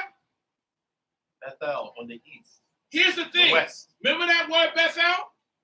It wasn't Bethel yet. Right. Who named it Bethel? Jacob, Yaakov. But why is it saying Bethel? Because the person who's writing the material lived when there was a Bethel. Right. But it wasn't Bethel. Just like when they talk about the rivers going out in the garden. They name all these different places that didn't exist at the time. So I'll let you know that the person who wrote that, the rivers existed. Well, we know that Bethel was Luz. And we know that when we get to the portion of Yaakov that he called the Bethel. So I just wanted you to take notice of certain things that's there. Okay. So he went to Bethel and pitched his tent, okay, on the west and on the east. And then he built there what? An altar. You see, he's building altars. See, my point is this. If you want success, you got to stay focused to God. That's now, right. I know people say, man, you always talking about God. Let me tell you something. That's your power. That's it. That's what gives you the strength. That's it. In other words, the more you get, whether it's your health, your wealth, knowledge, wisdom, something, you keep building those altars. You keep worshiping. You know that this is your power. And don't let nobody separate you from that. That's it. Okay? Your success is doing good. You live and love you however you want to live. See, our scripture tells us, I'll bless you. I'll give you according to your heart. Now, you may not want what I want. You may want millions. He may want just a beautiful life. You may want that house near the waters where there's peace and quiet, or just peace and quiet in your life. Whatever that you want, Creator says, I'll make it happen for you. You see, and that's the thing. But when he does, you keep giving him thanks. Thank you, God, for delivering my child. Yes, indeed. Torah, thank you for delivering my daughter, who may not be serving God. But you know what? God still deliver her, because guess what? You're calling on her. That's it. You give thanks. You keep pitching your on, even though they're not doing the right thing. Because the Creator saves family. You save lives, and you don't realize you save lives based on how you live. Because God listens to you and says, okay, you know what? I'm going to answer your prayer. I'm going to keep this son and your daughter safe. Even though they don't call on my name or do what I say to. God remembered Abraham and sent Lot out. You see? So that's why if you love your children, you do the right thing before the Creator. And he'll bless you. That's done. So you got power with God. So you call on him, you do right, it saves your children and your grandchildren, even the children you haven't seen yet. Moshe said this law was about the people who were there and those who were not here. So they cover too when you do things right before God. See, a lot of you are blessed in ways that you may not understand because your parents did things right before God, even if they were in the church. They're good that happen within the church. They're good people in the mosque, the righteous who go for right, and they get blessed for that good that they do. Because the whole earth is on a plumb line. The whole earth is designed to do certain righteousness. So if they do right, they get blessed. It's just that when you come this way, you learn more, you get closer to God in reference to what more he wants. But when you do good, you get blessed. Just like the Seventh-day Adventists, they keep the Sabbath. They're going to get blessed for keeping the Sabbath. That's right. What anyone do that's righteous towards God, you will get blessed for. You see, that's the thing. And you want to get those blessings. You want those blessings. You want to achieve. You want to achieve. So whatever it is that you want, just a sound mind, for sickness to go away, try to grant you that. But when he grants you that, always still stay focused. Thank him and move on and stay close to him. Because people are going to try to pull you away from your source. Because there's a lot of people who are unhappy because you're happy. Because you smile. Because they want that smile. But they don't understand. They don't have to take your smile away to get a smile. They don't because they're not conscious. But you have consciousness. They don't. So that's why it's not about beating them over the head. Right. It's to say, hey, this is the way I go. I'm not going to debate with you about who you serve. This is the way, when you want to serve the true living God the way we do, and you want the result, this is what we do. It's not a fight. This is about when you want to come. I can't pull you here. I can't pull you to the water, no. But when you have the will, and you want to learn, it says when a student is ready, what? Teacher will appear. You gotta want this. You gotta fight when people come in. But something will happen in their lives that they will say, listen, I want to do what you don't want about this God to serve. And then that's when you begin to serve. It's not a debate. It's a will. Okay. Next verse. Okay, 9th verse. Okay, talk to me. And Abraham journeyed, going on still toward Negev. So Yitzhak towards the south. He's still journeying, still moving because you're on a mission. Like the Blues Brothers say, they're on a mission from God. You're still on your mission. Every one of you have a mission. The reason that you're still on this earth because there's a mission that God has for you. That's right. And the reason that you're sitting here, and I tell you, though you may think you're here by an accident, you're here because this is where you should be at this time. Hey. Right. And those who are hearing Right. the words that's coming from me and others speaks today, it's for a reason. Right. Because it's something that everyone needs. That's right. And it's a work that God has for you to do. That's why you're still here. And when your work is done on this earth, it's time for you to sleep with your fathers. But you got something to do. So learn what it is that God has for you to do and get to it. Because our life tells a story. If we can't talk out how we move in this earth, it tells a story. And you got to tell your story. And people got to see your story be told. How you move. And you hug and you praise, you give good words, and you do this. That tells a story about you. So you have to, that's how Abraham is going to be a blessing to the nations. Okay. Next verse. Okay. And there was a famine in the land. So now look at this. The 10th verse. Yehi ra'ah ba'eretz. There was a famine in the land. Now what is a famine? Because there's a famine in a lot of our lives. Uh-oh. That's when you're without. Some families are about love. You don't have no love in your life. Uh-oh. Some, you don't have no money. Some is a physical family where there's nothing growing. Your lack of something. Whatever that is, there's a famine. There's a famine in Abraham in the land where he's at in Canaan. So that means there's no substance coming in. And he got substance, but guess what? Nobody wants to be in a place where things are real bad. So you what? Like the Southerners did years ago. They said, hey, it's better up north. So they started moving. Some went into the military. They told them they were 16 when they was only 14 to get in because they wanted better. People from other countries come here because they want better, because it's not that the land is not good. It's a beautiful land, but there's something lacking. That's why you come. You travel 1,000 miles to come someplace that's better for you, for whatever, for education, for money, whatever. Some plan to go back to where they are. Like some plan when they make their monies in the north, a lot of people migrate back to the south, build nice homes, and so that's it. But Abraham saw that it wasn't conditioned and there was a famine. So now you want to make a move for better. When we move for better. That's it. They say you don't jump from the frying pan to the oven, you move for better. So when you make moves, you calculate, you think. Don't go backwards, go forward. Okay. You think about what happened in the past, but you move forward.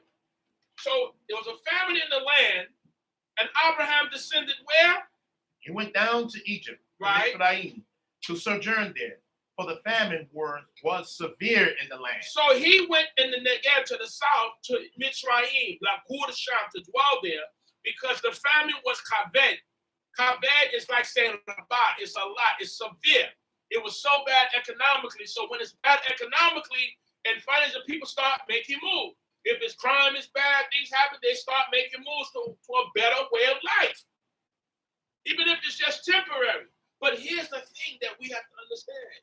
Guess who caused the famine? God caused the famine. Why? Because I need him to go there, because something's going to happen. So my point is that something's got to happen in your life that Trader wants to happen. Because even from that situation, from situations that may seem bad, turn out good. That's right. There are good things involved. You just can't see it. Because why? You don't have the consciousness right now. God hasn't provided you with the sight, the vision of what is to happen. So he caused the famine. So there's no rain coming. The ground is not getting its nutrients. Now you have to leave for a better life, like our forefathers left from our grandparents, other people left to come up north for better, to get work or whatever. All because of the racism that was there. Or whatever. But now you leave, and you get there. He's going down to Egypt land. Okay? And what happened? 11 says what? And once again, that he said to Sarah, his wife. Now, he says to Sarah, his wife. Right? Behold now, I know that you are a pretty woman to look upon. Okay. Therefore, it shall come to pass when the Egyptians shall see you, that they shall say, this is his wife, and they will kill me. But you, they will keep alive. So it says here, and it shall be that when they see you, the Mitzrayim, the people of Egypt, and Amru, they will say to his wife, he stole. Zot Haragu, or they will kill me because of you, and they will keep you alive. All right. Well, the way that they dealt with in ancient time, if they saw a woman as people, but not just the Egyptians thought like that. The region thought like that. The Philistines thought like that. Okay? Now, Abraham is 75. So you know, based on what we read, that Sarah was 10 years roughly younger than Abraham. Okay. So she's 65. And she looks seriously good. Because black don't crack me. You know what I'm saying? She's looking good. And if they want her, he's letting it know. He said, listen, you know you're fine. Right? But you understand, because see, you got to know something about the people. That's right. See, when you go do research, before you move to Georgia this way, you find out what's going on. That's right. You look at the crime rate, the housing, the cost, the job market, everything. The pedophiles, you check everything out to make sure. Because you know you're moving there. That's it. You just don't go someplace, and especially if you're not in tune with God. If you're in tune with God, you can take that chance. Because God will fix it. But you know you're not so close to God. You're trying to get closer. You need to follow this information before you get there.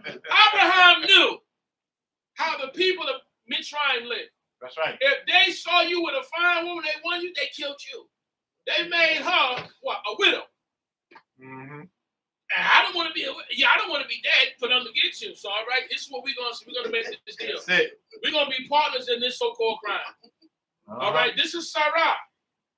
All right, he's going there. You gotta have a game plan. That's right. See, because a house divided can't stand, and it's just not him. Remember, he has servants. That's right. He has substance. He has wealth. That's right. So all of that is at stake. So here's what we're gonna do. You know that the Egyptians, you know you fine. First of all, you fine, sister. You know you fine, right? You know. All right. You know how they think. They will kill me to get to you. Okay? They will kill me to get to you. That's right. So this is what we're going to do. You're going to say you're my sister. Yep. Say, I beg you, that you are my sister, Uh-huh. that it may be well with me for your sake. For your sake. And my soul shall live because of you. And my soul, my nefesh will live because of you. Okay? And it'll be good for your sake because you're going to benefit out of this too. So you're going to say that so they don't kill me because we gotta partner together here. Mm-hmm. We're in this together. So I need you. Now, the same thing happened when the men were in slavery. In the slavery period of time, it was the women who claimed to master, don't kill him. Master, he's a good old master. So master spared your life because those women Pleaded for you. Yep. One who worked in the house, one that did all the work, the one who breastfed their children. That's right. Master, he's a good man. The sisters, the same way. So a lot of times, your wife, your woman, are going to have power in the hand to save you. And sometimes when the authorities are pouncing on you, women say, please don't hurt my husband. He's a good man. You got to know that. But if she the kind of sister say, get him, or he hit me, or you know you're in trouble. You already know. Out there. Or like, Oh, yeah. what's the comedian name? Get him. You know. Get him. The one who wrote, I think I love my wife. Oh, Chris Rock. Chris Rock said, don't go to a place with an angry woman. He died. Sister, right? He said, you know that, right? So, what? You got to be on the same page. Okay? You know there's things that husband and wife have to plan together. So you got to say this. I need you to say this, baby. You got to buy me. They're going to lock me up. All right? What the son said, what you going to do when they come for you? Who you going to get you out? You're looking for your wife, your girlfriend. You're going to try to help you out. Speak good for me now, because you need, since slavery, you need your sisters, you need your wives. That's it. You need them. They may not like you, but they'll listen to them, because you know they want them anyway. You got to understand that. So they're the ones that are going to tell the sheriff, just leave my husband alone. Yeah. Okay. So, that's the ones that that's the southern ones. The northern ones, they have a little different tone. When you have a domestic dispute, I'm just saying. Don't sound like and that. the popo show up to your house, it's very important on what that wife say. Because if not, they take you out them silver bracelets. They already got their hand on the gun. Because, that's why you say, I'm going to call a popo because they always end up nice. Because what normally happens is when they're taking them out, the wife is jumping on them, leave them alone, but you called us. So when we're growing, That's it. That's Yes, right. indeed. I've seen That's that. right. So they're looking at you, look at you, look at him. And I hate to say it, but if you got a female cop with him, you in trouble. Did he hit you? Yeah.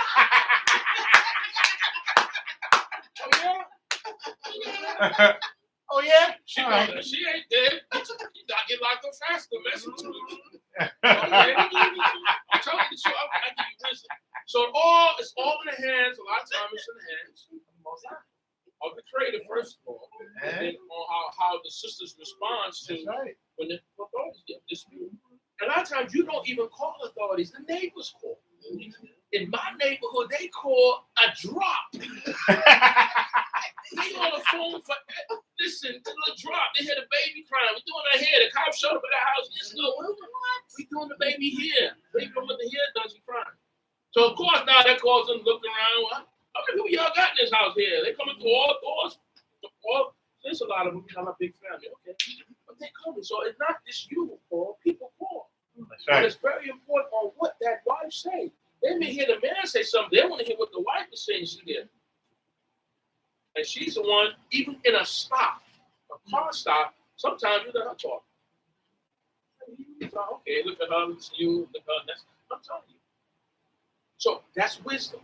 But you're on the same page. So what he's saying to her, listen, we're going into a place that's dangerous. Mm-hmm. What I need you to do is to say, I'm your sister. You're my sister, because they will kill me. And you know how many women have saved men's lives? Whether they're mothers, sisters, or whatever for the year. That bad boy don't touch you because he like your sister. Mm-hmm. And the bad boy in the neighborhood, you know, you got, if you're the guy, you got all those sisters, they're going to treat you well. That's fact. Because they like your sisters. And oh, don't you mess with him. That's true. So a lot has been basically done on behalf of women that we don't just even understand. From our mothers to our grandparents that saved their lives. And Abraham, he trusts in God, but he still has to work with his wife, his earthly other half.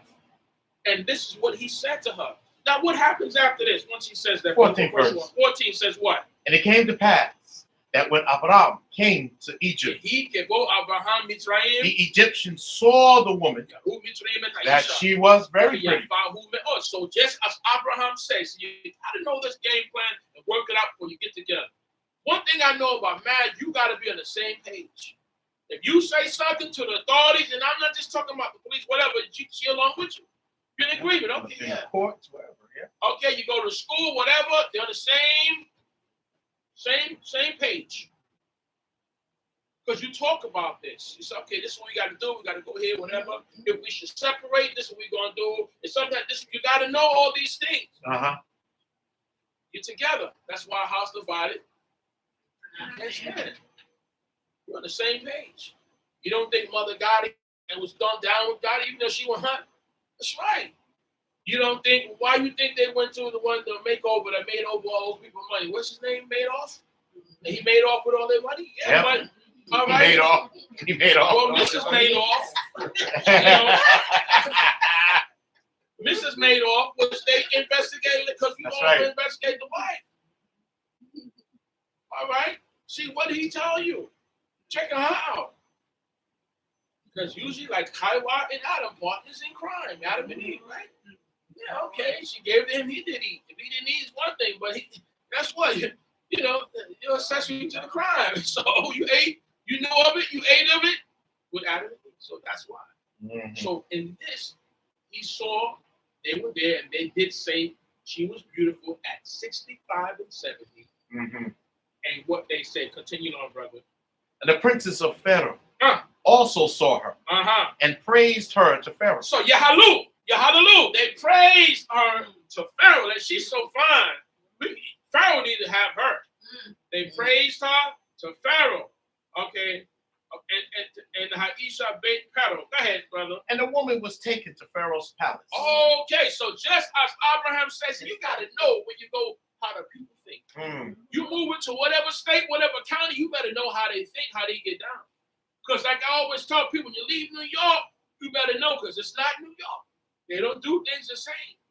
You see, in other parts, especially in the South, you don't pay your bill to that refrigerator, they come in to take it. That's right. Take it right out. I hold them. One payment I had in the house in the South, God, you know, you go to things, I said, I'll get called on to go take my fridge out of your house. I said, Mr. For one payment? He said, yes, I will. So you got to know it's different. And they will lock you up. You will go to jail. Listen, for things like that, they put you in jail in the South. You don't get that. They don't get their funds back. They get a warrant. They take you to jail. I'm telling you. It's different. So you got to know the game. You don't pay your, it's not like in the North where you don't pay your light bill today. You go 2 months, 3 months, ain't cutting it off. Down there, if they tell you it's due on the 1st and the 2nd come in, the lights are out.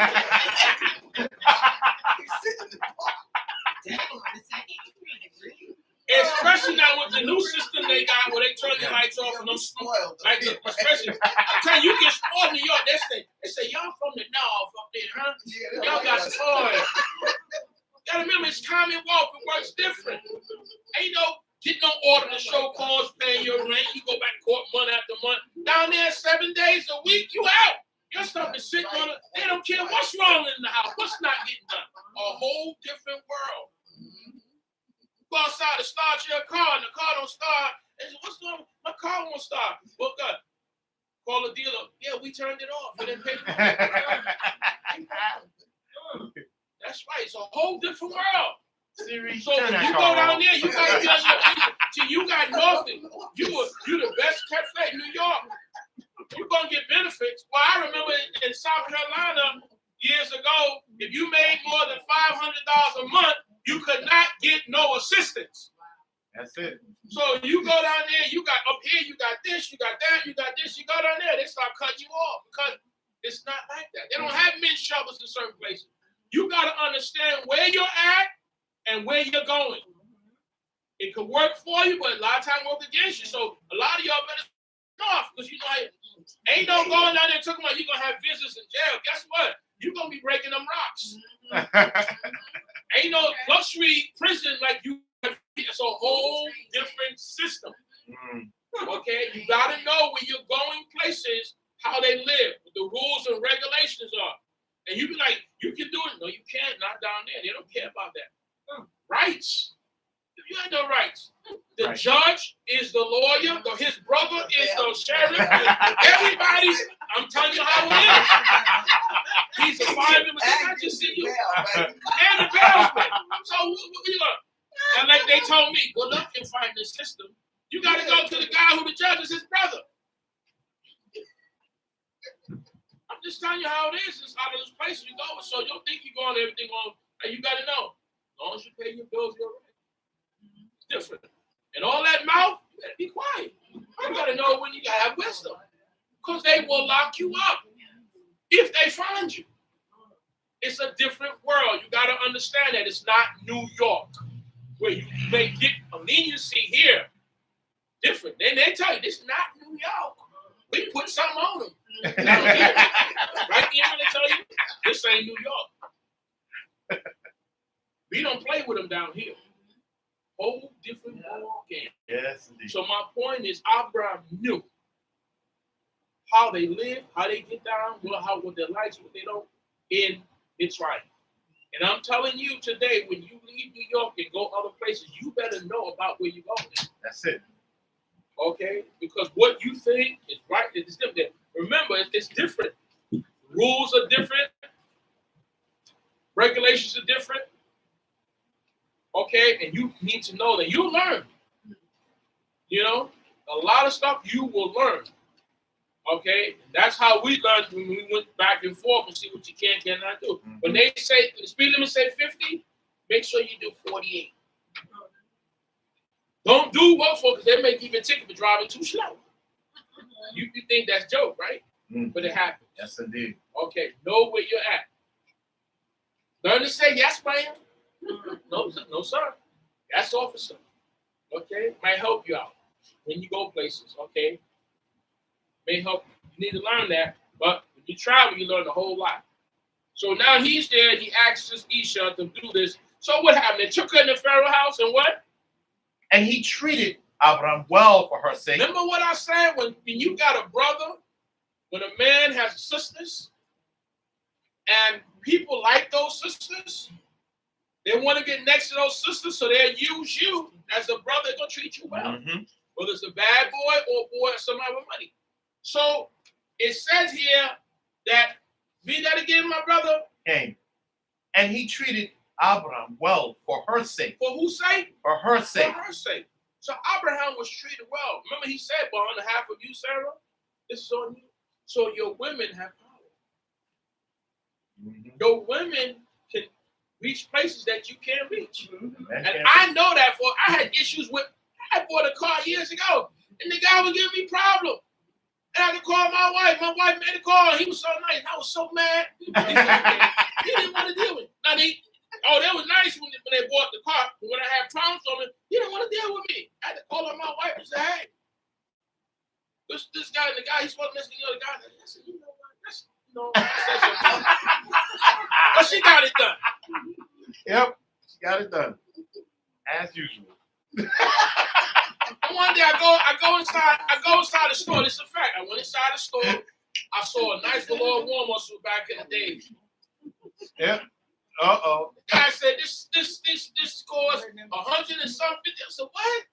I went outside, told my wife, "My speed go in there." She came out with the suit, but less than half what I can. I said, I was so upset.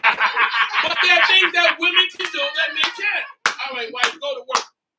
She went over there that came out with the suit. Nowhere near what I paid was going to charge me to pay. So women can do things with men. And there's something that our elder said that Shamayim the pastor said, there's women can do things that men can't do. That's right. So a lot of times we have to utilize them, and that's why they started utilizing them in the military, in the police, in the army, and other too. They also sent them with bombs and stuff too. Mm-hmm. Vietnam, that's right. Because they can get in places that men can't get into, and reach souls that you can. Mm-hmm. So you got to utilize, know the power of sisters when they talk, when they can do things. They smile, and you smile. You know what it said: the king, the wine, the woman. You hear that in the Bible, right? Mm-hmm. Which is stronger. So everybody is born by women. The king is born by women. The wine is powerful because it makes people get strange. When the weak man think he's tough when he drink a little something. But what it says is that the women, all kings are born by women. That's right. And they told the story of a woman taking off the king crown and hitting them. And the gods, that's death. The king smiles and no, that's my boo. No.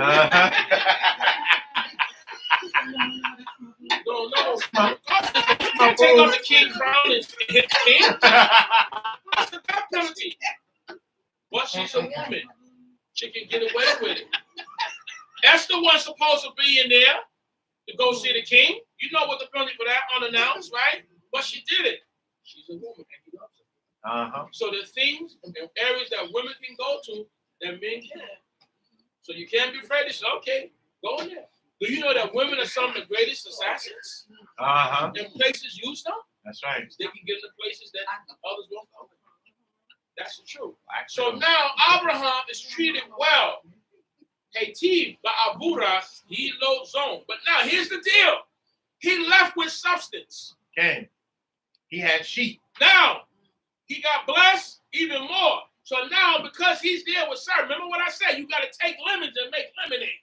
When life presents you with lemons, say, maybe use some lemon and make me some lemonade. Situation's not always so good. But how you can use that situation to your advantage. How can this famine be a blessing to me?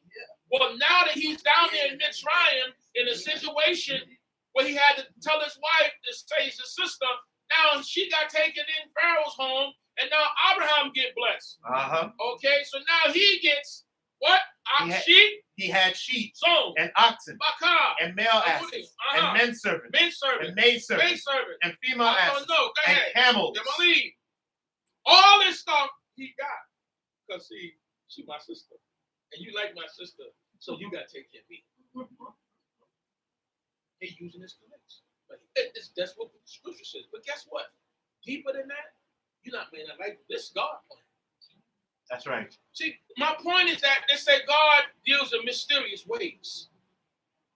I'm going to utilize this situation to get you well, just like I used Joseph's situation in prison to get him to where he had to go. See, we may not like the way that it's gotten, but look at the results. They said the proof is in the pudding, right? Mm-hmm. The results. It's about the results. That's right. Okay, the end justify the means. So now what happened is now he's down there. His wife is in there with Pharaoh, but now he's getting blessed because Pharaoh thinks that this is a sister. And technically she is his sister, as they're going to get to later on.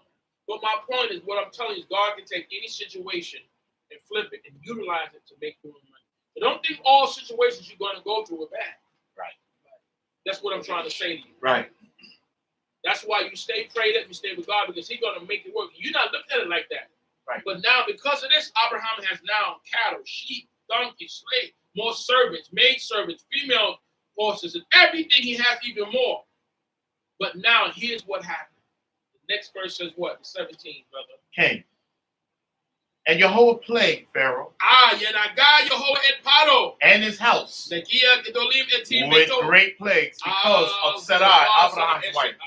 So what happened was Pharaoh and his house got plagued. So wait a minute. What happened?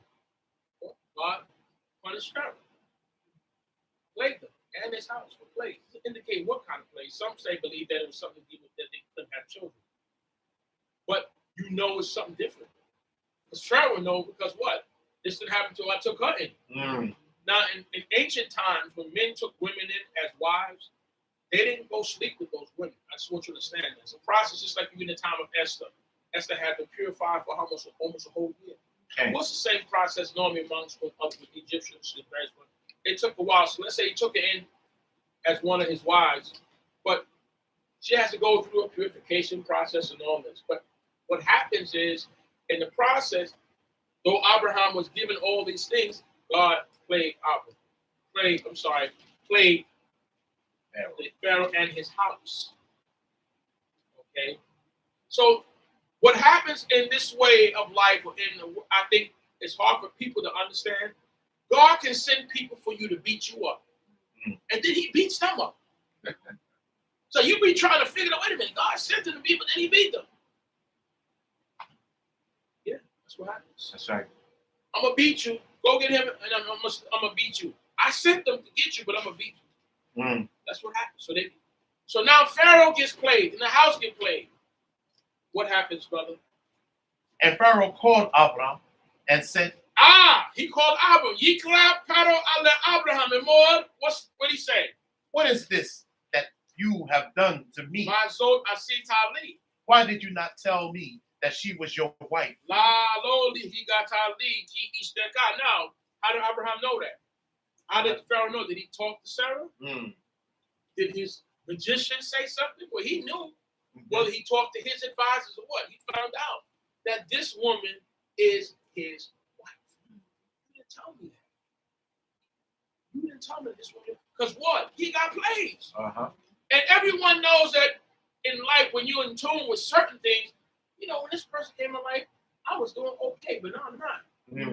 We call it hard luck, bad luck in the streets. Bad luck. You know the song that said, bad luck. That's what you got. That's what you got, yep. Then Curtis Blow came later and said, these are the breaks. These are the Borrow breaks. money from the job, and that's the day you lost your job. These are the breaks. These are the breaks. Borrow money from the mob, and yesterday you lost your job. That's the breaks, right? Well, that's the break. That's the break. Things happen in life, so you know the difference when other people come in. You can see the difference. Jobs see the difference. Wow, when this person came here, he said, well, our numbers are better. It's more peaceful. They notice stuff like that. Even when they want to get rid of you, they say, well, she's a good worker. So I advise you to keep her. Okay, well, he noticed something. He approached Abraham and said, why did you not tell me that this is your wife? 19 says what? Why did you say she is my sister? So I might have taken her for my wife. Now therefore behold your wife. Okay. Take her and go your way. Get your wife, go. That's it. Just take her and leave. Now, Pharaoh didn't go back and say, give me back my oxen and my servants and my cattle and all this other stuff. Just take her and go. And go. Okay. But guess what? They played the game together. She said what she said. Again, all right, fine. You see, they're on the same page, though. So he said, take her and leave. And what happened, brother? Okay. And Pharaoh commanded his men concerning him. And they sent him away and his wife and all that he had. So he didn't take nothing back from Abram. It says, when Yetsa alai paro anashim yishlefu oto et isto et all ashelo. He commanded, he told the men, don't touch him, don't harm him, don't touch nothing, don't touch a hair on his head, don't touch him, don't touch the wife. God protects you. Like I said, you may not understand the way the Creator moves. No different than here's a woman who's pregnant with a child, and two child are struggling within her, and she went to find what's going on. You know who that was? That's Lecha. But at the same time, God told her what was supposed to happen with those children. Isaac didn't know that. And so when it went down, when exchange went down, she did what she did. Some said she was wrong. No, she was following what God said. You may not like how it go down, but it's not about you. It's about the Creator. Yes, indeed. He said he killed, he wounded, he made alive. You may not like the way. And that's why the elders have to say, God is on time. You know, he's right on time. It may not be what you want or how you want, but it comes. And he's right. He never fails. You may not like the way he'll bring it to you. As I often tell people, sometimes your deliverance is not going to come from your own people. Sometimes your deliverance, whatever that deliverance is going to come from other people who don't look like you. So be very careful. Because the Creator, the earth is Jehovah's. The fullness thereof, the world and they that dwell therein works for him, and he is going to utilize who he will. Be ready to accept it when it comes. That's why you read what you read to see, that they're going to come present all these things to you. You're going to be like, wow, so don't be surprised when people who don't look like you treat you well. Because God is in the plan. You understand who you serve. He says he make your enemies to be at peace with you. Mm-hmm. You sitting in for your enemies, as the Psalm 23rd Psalm is, with a prepared table. I know how things should be, but they're not because the Creator's involved. So he gets through the chase. He deals with mine. See, you serve a God that comes to people 3 o'clock in the morning with Uzis and machine guns around him. And he goes in and he goes into, and that person is afraid. With all those bodies that don't mean nothing. And as I said to you before, when I had an issue with the job, with the boss, went home and did what I was supposed to do. And then when I came back the next day, I was afraid. Listen, don't worry about whatever. I said, you met my God. I said, you met my God. Because I know what's the Creator that trusts them. I don't care how many bodyguards you have, or who you are, how high you are up there. Most side goes through all of that. That's right. He controlled Pharaoh's mind. I said this to the supervisor. I said, I see you got to meet with my God. I said, have a nice day. Yes. Gave me what I wanted. That's right. Which is basically fighting for my days off for the feast day. Uh-huh. And now when they see, they want to stay away from you.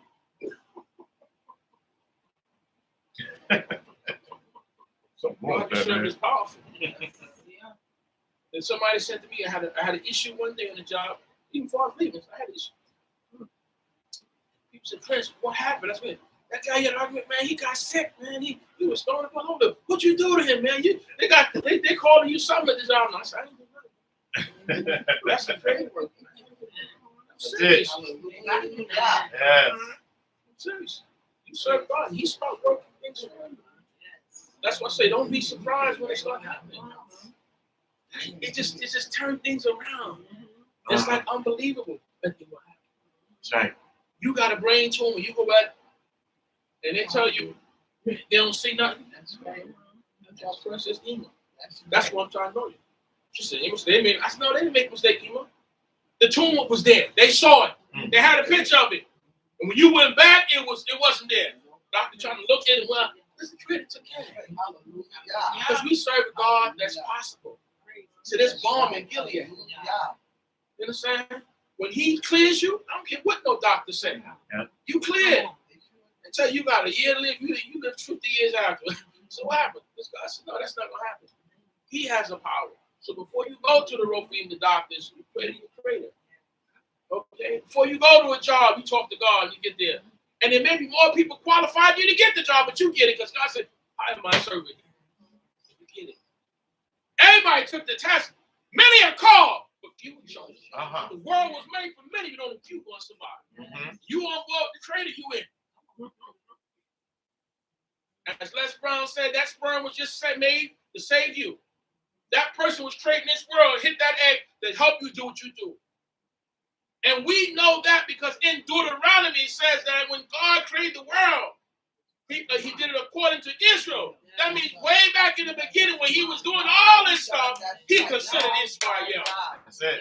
That's why I said you got to understand how deep this is. That's indeed. Who you're dealing with. Do you know who you serve? Do you know? You just don't understand who you are to the Creator. The powers you have when you call on your Father. Yes. You don't have to worry about the world. You just do what you do. Yes. And the Creator going to take care of them. Things will fall in place because you work for him. When Black was plotting against us, what did God say? Don't worry. We found out he took care of it. Touch not my anointing. Okay. We say prayers for the seen and the unseen. He takes care of it. The ones that's plotting in the dark, that's sitting at the government table trying to get rid of you. God said, okay, no weapon formed will work. So what? It backfired. You throw drugs in the community and all this stuff. Guess what? Now your people strung out. And this, you put the guns there so they can do what? Kill each other off? With the gangs? You wake up one morning, a whole bunch of guns. What they call them? You know what they for? They for you to use them on each other. But guess what? Don't work that way. Now they killing each other. You see, the Creator works on behalf of you. Oh, now you, what happened? We didn't get, why are those people? Because God is protecting you. Power. Brother, what verse we on? Okay, we in the 13th chapter. Go ahead. Talk to me. And Abraham went up from Egypt. So he left with that wealth. Guess what? I'm breaking out. You don't like me? You told me to go? I'm not going to argue with the Pharaoh. I got my substance. I got my pension. I got my checks. I got my son. I see you. I'm gone. Lecha. Lecha means get up, get out, go. I went in. I left Lecha from Haran to Canaan with substance. I went down to Egypt. Lecha with my substance. I'm out. See you. Guys. He left. So Abraham went up from Mitzrayim. He and his wife and all that he had. Okay, and all that he had. Now check this out. Here's that family member because they know there's always one that ain't letting you go. Because Lot went with him. So now that means Lot was down there in Mitzrayim too. Okay, so his nephew. See, when you got something good, like Yaakov told the angel, he said, "Listen, I ain't letting you go. Listen, bless me." So you got to know how to hold on. Some things you just don't let go. You're going to bless me. And then he asked him his name. Well, Abraham has Lot, his nephew. And Lot, you can't shake him loose. He's like that little kid. You can't shake him. What are you still doing here? But he's smart. See, no, you got to understand Lot. And you got to be like Lot to know when you hang on to a blessing, you don't give up that. That's like I said, wow, those guys don't never leave that job. They there forever. Because guess what? They got the gravy. They say, listen, I tell them like they say in the country, I just want to put some rice gravy on the rice. I'm just here. Some rice on the gravy. You know, I'm going to give me a little something. Because it's good. You see, when something is good, you don't let it go. You hold on to it. Don't you give up that man. Don't you give up that woman. Don't you give up that life. You hold on to it. Lot is sticking close. Because remember what Mama said, birds and feathers fly together. That's right. So now Lot, check Lot out. Lot ain't no fool. Let me show you something. Go ahead, brother. Second verse.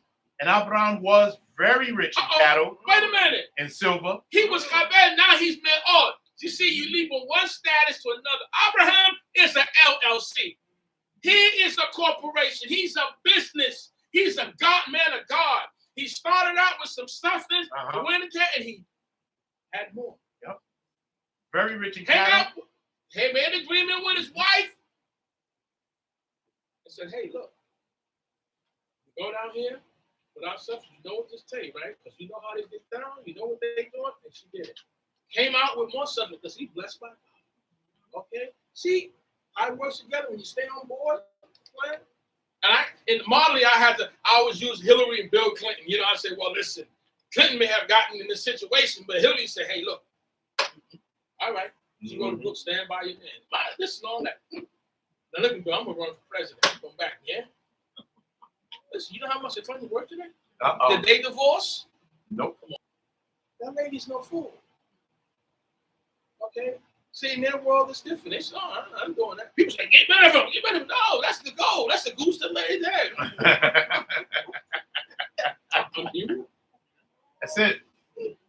They smile together and everything now and whatever. Forget the monikers and all that. Listen, this is their game. If you see how they run, you know, and you know that she's shrewd. You know, she's smart. She's talented. Lord, come on. But they know the game. So they got together young. They played this game, okay? But they're partners. How can two walk together unless they work? Right. Don't sleep on them. Understand that. I'm just using that to show you how things can seem negative for him, but it benefits both of them. Okay, and even when she was made Secretary of State, they were saying, "You got it. We can't make you that because your husband involved with people who's our enemies. He got to open his books." So they got that all smoothed out because they worked together. Mm-hmm. I was in the doctor's office with his wife, his ex-wife, and I'm like, "Wow, my people can't do this. The wife and the ex-wife working together. Because that'd be so much strategy. Like, you know, a wife and the ex-wife, they're all working together. The ex-wife is a lawyer, and you go to her, they work together because they do business together. When to him, you go to see her, the ex-wife. Now, you know we can't do that. We be fighting, arguing, calling all kind of names of her. That's so. They work together. Richard Gere and Turning Affairs. The wife and the ex-wife working together too in that movie, Turning Affairs. And what Scam Day was doing with the husband. They can do that because they do business. You see, the Beatles got back together to make all that. You see, we get the right and we can't do that because we don't know how to separate each other. This is business.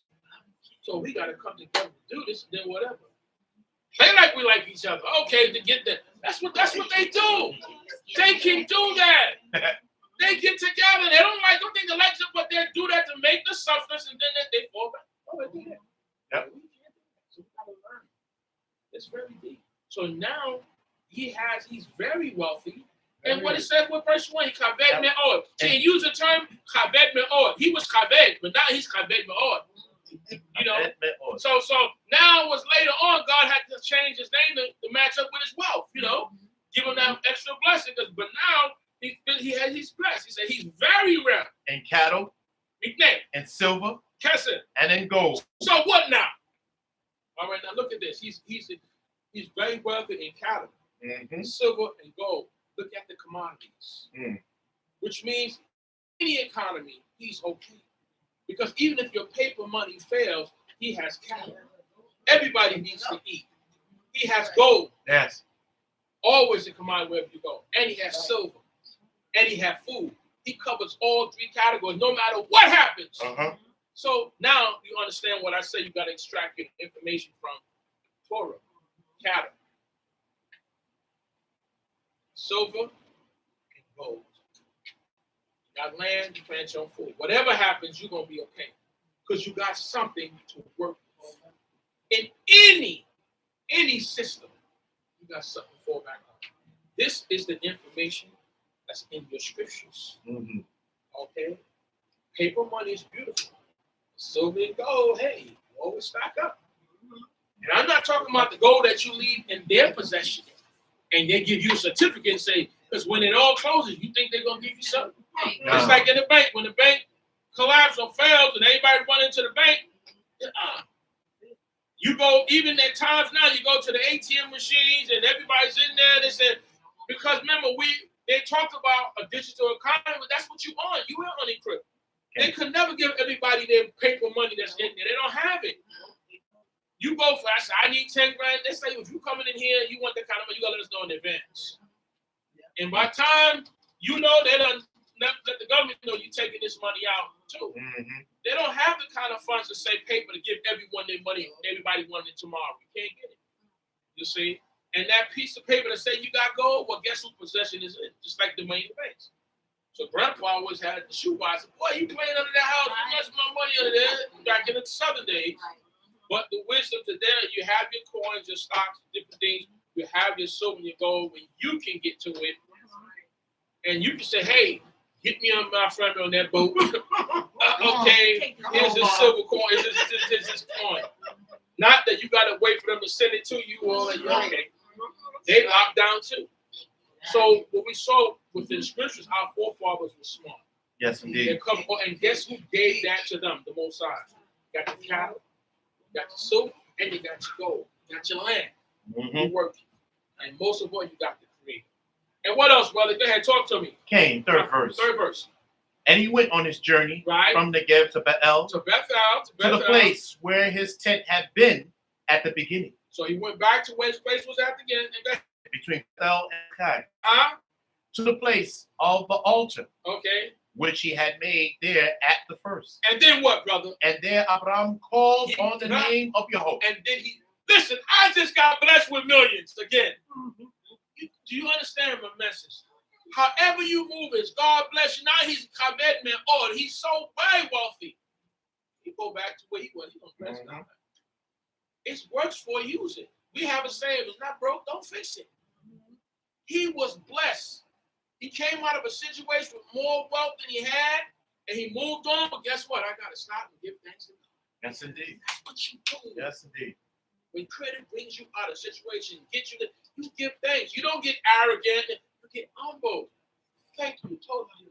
Thank you very much for bringing me through this illness, for giving this job, for blessing me with this money, the suffering, whatever it is. Just giving me clarity. Thank you. So he built that altar. Continue, brother. And Lot also, Now, who went with Abraham. which your verse at, brother? That's the 5th verse. Now, I want you to look at this verse real good. Because you're going to learn about that brother Lot. Okay? This is the LLC family here. This is a family of substance. A lot hanging on. Wealth is you have to own it, you have to control it, and you got to be able to pass it down. Those 3 things of his wealth. And all of that can be passed down. Knowledge that he has of God can be passed down. And the substance that he has can pass down. But Lot, who's a nephew, not a son, a nephew. You see, because family people, in everybody's family, you always have that nephew or niece in the house with you. You have family, other family members, your sisters and brothers, children that always going to be around you more than they're around their own mother and father. Because they cling to you. There's something about auntie or uncle that they love. It's not always a substance, sometimes the word, just the spirit that they feel around, the energy they give you. So you're going to always have others than your own children. Okay? Lot. And also Lot. Gam Lot. Okay? Gam Lot. Came. Okay? And also Lot. Who went with Abraham. Had flock. Zone. And herd. And tents. Listen, you understand why Lot hung out with him? Guess what I would have done the same. Okay. You understand? I want some of that blessing. Hang on. Don't hang on to tight kickers. Hang on to the blessings. Lot left with Abram from the beginning. He hung in there. Lot could have won his own separation. He's an adult. But he knows from which his bread is buttered. First of all, my uncle serves God. And he's doing very well. So I'm gonna be with Uncle. I'm gonna be with Doe. When he move, I go. He be like Bruce said, "We go, I go." Just like that. He said, "When I say move, you say, hey, we win." It's like you can't stuck to the hip. You can't let him go. Like who's still here? I'm here. In and out. Whether you go down to Egypt or whether you go here, I'm going with y'all. We're prophets. That's what I say. You got to know when something is good. You hold on to it. Institution, organization, connection camp. When it's good, you don't separate from it. You can listen to them people out there if you want, who don't hold any consciousness. You know when things are good. You hold it down. Say, I'm leaving the job. Saying, no, I'm not leaving. I'll be here. I know when to leave. You know, there's no family. It's good here. People leave. You know, and I always tell people this: as bad as America is with its races and all that, guess what? People still trying to get in. Yep. They coming in by the lows. I don't care where they coming in here. Because as bad as you and I may think it is, and it is, but guess what? There's still progression within all of that. That's right. They're still guarded. They're trying to get it. They ain't saying, hey, you know, well, they don't like Islam, so we ain't coming here. They coming. They come in boats. They come anywhere they can get here. They don't care about none of that because they still can live better here than they can where they come. You got to understand this, okay? You don't travel thousands of miles from where you're from and you leave your family behind. Their goal is to get here. And they start out small, but eventually they're going to send for those family members. You see, no matter how bad it gets, you're going to still see the boatloads coming in, the borders. And they're saying now, as you look at the news, since Trump left office, it's even worse. You know, because they say, hey, your white is a little softer guy, and you know, so we can. Trump was in a joke. Trump said, this is the deal. You know how he got done. He was playing with him. But Biden said, hey, you know, we're gonna, you know, and now Biden is giving it to, he said, listen, send everybody back. But my point is, you can't blame the people, because if things are bad, you gotta make a move for you and your family. So I always say solution is not always just taking the people. How do you make their government just like yours? The key is not, it's like putting the band-aids on. How do we find the cure, and opposed to something that just treat the symptoms? Well, let's go in these countries and fix them. But the problem is, if we fix the problems in their country, then maybe those countries will rise up great too. So we don't want them, this is how they think, we don't want them to be greater. We want to be the country that feed everybody, whatever, but we don't want them greater than us. Anybody that's greater than us, we don't want. So that's the problem. They can fix the solution or fix the issue in their country. Because in the various parts of the world, America still rules. So what you got to understand, America's still in control of the governments.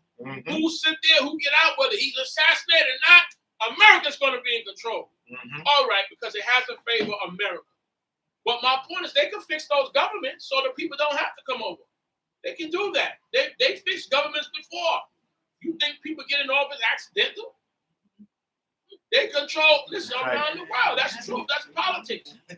If they favor you, listen, when the two Russian presidents were wars and Chelsea was going at each other, because Russia was broke up in two parts, America said, hey, you got to sit down. You got to stand down. And what did do? Boys he eventually bowed out. America lets you know, you're going to be the president. You're going to sit down. And they're going to listen. Yep. That's how it goes. So you can solve an issue. Lot said, hey, I'm going. And they paid off. Just like Yaakov held on to, he got blessed. You got to know. So now, Lot, it says, had what, brother, again? Came. And Lot also, who went with Abraham. He went with him. Had flocks and herds and tents. So a company is now in another company. I got my own corporation now. You understand? But that's what happens when you be with people who go in places and doing things. You can't blame. You want to be with them. And a man that's godly, listen, he too, so it rubbed off on him. That's why you have to choose the world that you associate with. And what do we always say? Choose out of 5 fingers of 4 people. 1 is your family. The other 4 are people that you're around in your environment, and you're going to be something like those 4. Your family is your family. You can't choose them. You know, if we could choose our family, it probably wouldn't be who we have. I say, I'm going to choose my mother, my father. No, they are who they are. But the rest of those people, whatever they are, who you're around, your work environment, that's who you're going to be like. If they're progressives, then you're going to be progressive because they're going to roll with you. As a matter of fact, they'll tell you, oh, you can't hang out with us if you ain't. They'll tell you. If you're not doing this, you can't be with us. We wallers, we millionaires, we're this. They'll let you know. They'll let you know. You're going to be a part of this group, you got to have. Okay? And that's what they tell you out there. They got the billionaires club, this club, that club. If you're not doing this, you can't be. We even had a saying at the job when I was up in the tools. They said, listen, dude, how much you weigh? Say 150. He said, you can't sit at this table. Just the big boy said, hey, your table is over there. You ain't too in better. You can't sit at our table. They have that at the job. How much time you got? You sit at that table over there. You don't have no time. You're a rookie. I'm just telling you how things are in the world. So you don't know out there. You can't. You over there. You go sit over there. You ain't got no time. To be affiliated with things, you have to. This is what has to happen. So if you're going to be around us, this is what you got to do. When you come in the department, especially come in the fire department, the police department, transit, you the guy that's to go for. You got to go get the coffee. You got to go get the tea for everybody. He said, why? Because that's how it goes when you get on the job. You go to the store. You stand there, man. You got to go get. You just doing the job. Now, when you get time on the job, you tell people that you gonna go get everybody the coffee and tea. You just got here. You're a rookie. That's how those things work. That's in-house though.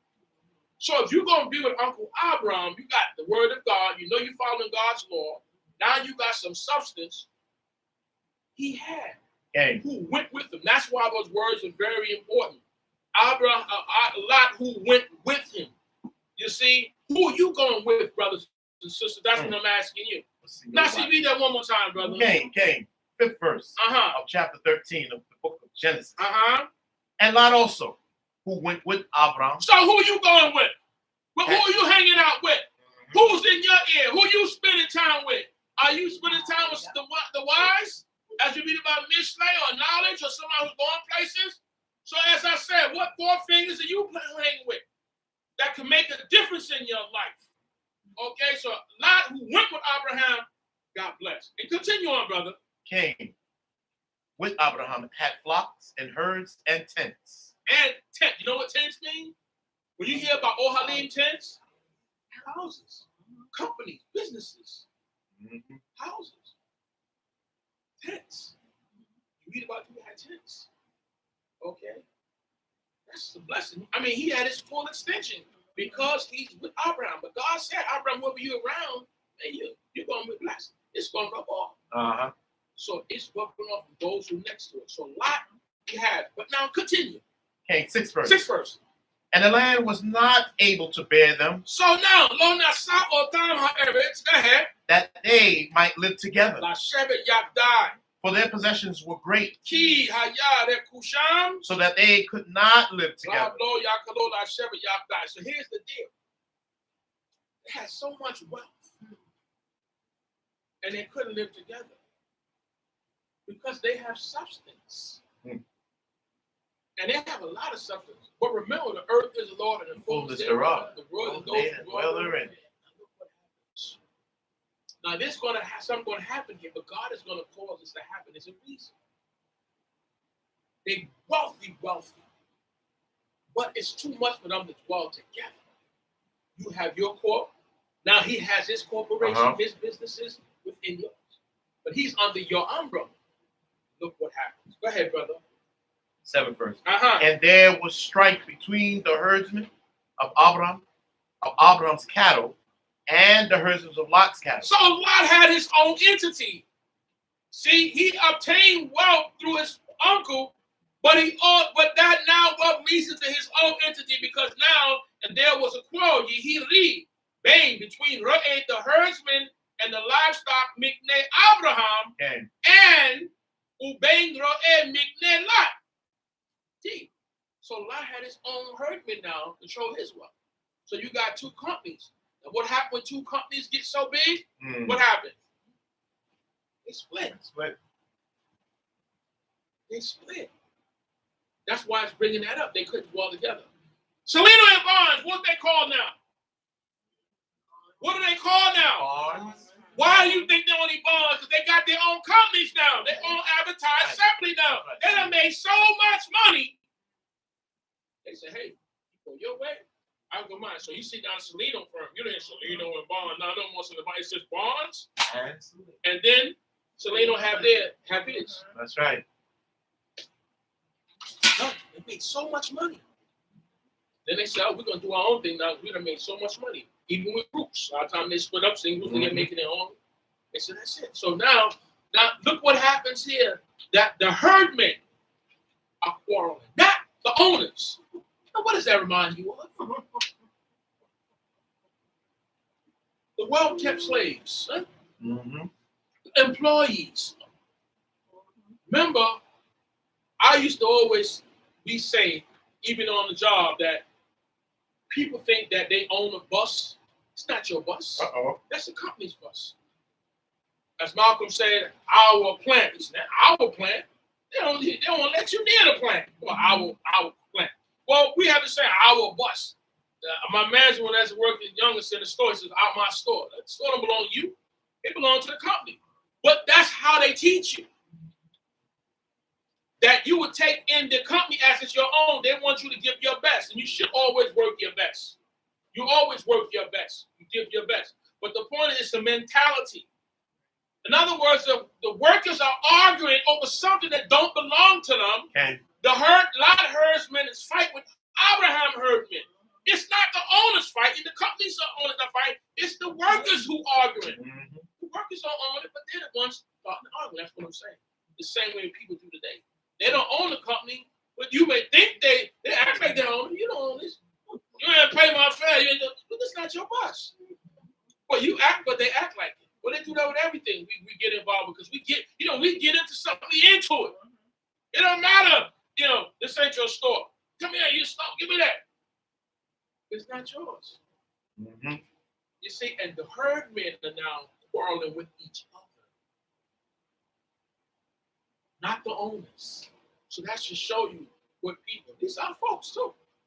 Okay? Now what happens, brother? Now I'm going to say this. God, the Most High God, is the one who's allowing that argument to happen. I'm going to tell you why. Go ahead. Came in the midst. 7. Uh-huh. And the Canaanite and the Perizzite lived then in the land. Why? See, but why you think it said that? Why would it indicate that the Canaanite and the Perizzite? Because they were watching that strife. They're watching the strife. And what did our brother Malcolm was saying? That you have to take care of your issues in-house and don't let them outside. Mm-hmm. That your people, your enemies shouldn't see you fighting outside. And our mothers and foremothers in Israel used to tell us that you handle your business, your personal business inside. You don't fight and argue outside, your husband and wife and all that, because your neighbors and people are watching you. And now when they watch that, guess what they're seeing? A weak link. Mm. So if they're outside looking at you quarrel, that's the way they're going to get in. That's how this country gets into all other countries that invade them. Our country, they're great. They know how to get in between. So if you find Libya, any country that was attacked, guess what? One side sold out. They can convince that side, the other side's no good. Now they fight each other, then they coming in and shoot it up. Let us deal with them wisely. You understand? So my point is there's a weak link here. It don't look good that we outside arguing in our business and the neighbors are watching. Mm. Well, that's what's going on here. And it's not Abram and Lot, it's their workers. So now what we got to do, we got to stop that. Because the Canaanite and the Perizzite are watching us here. And it doesn't look good. Okay. See, some things doesn't look good. You got to understand that. That's why it's mentioned that. And there's people outside just waiting, trying to find a way to get in. Because you got to remember, you're wealthy. And if you have, others want to try to take what you have possessed. Right. But how do they do that? Well, we got to win. Now they're fighting. We can get into that company now. We can get into this thing now because they're quarreling. And we're going to use that to our advantage. That's why it's mentioning that. Because they're now arguing and fighting with each other. A chain is really strong as the what? Weakest link. Continue, brother. Cain. And Abraham said to Lot, let there be no strife. I beg you between me and you. See? And between my herdsmen and your herdsmen. I don't want no issue. For we are brothers. Oh, we're brethren. I'm your uncle, but we're brethren. We're family.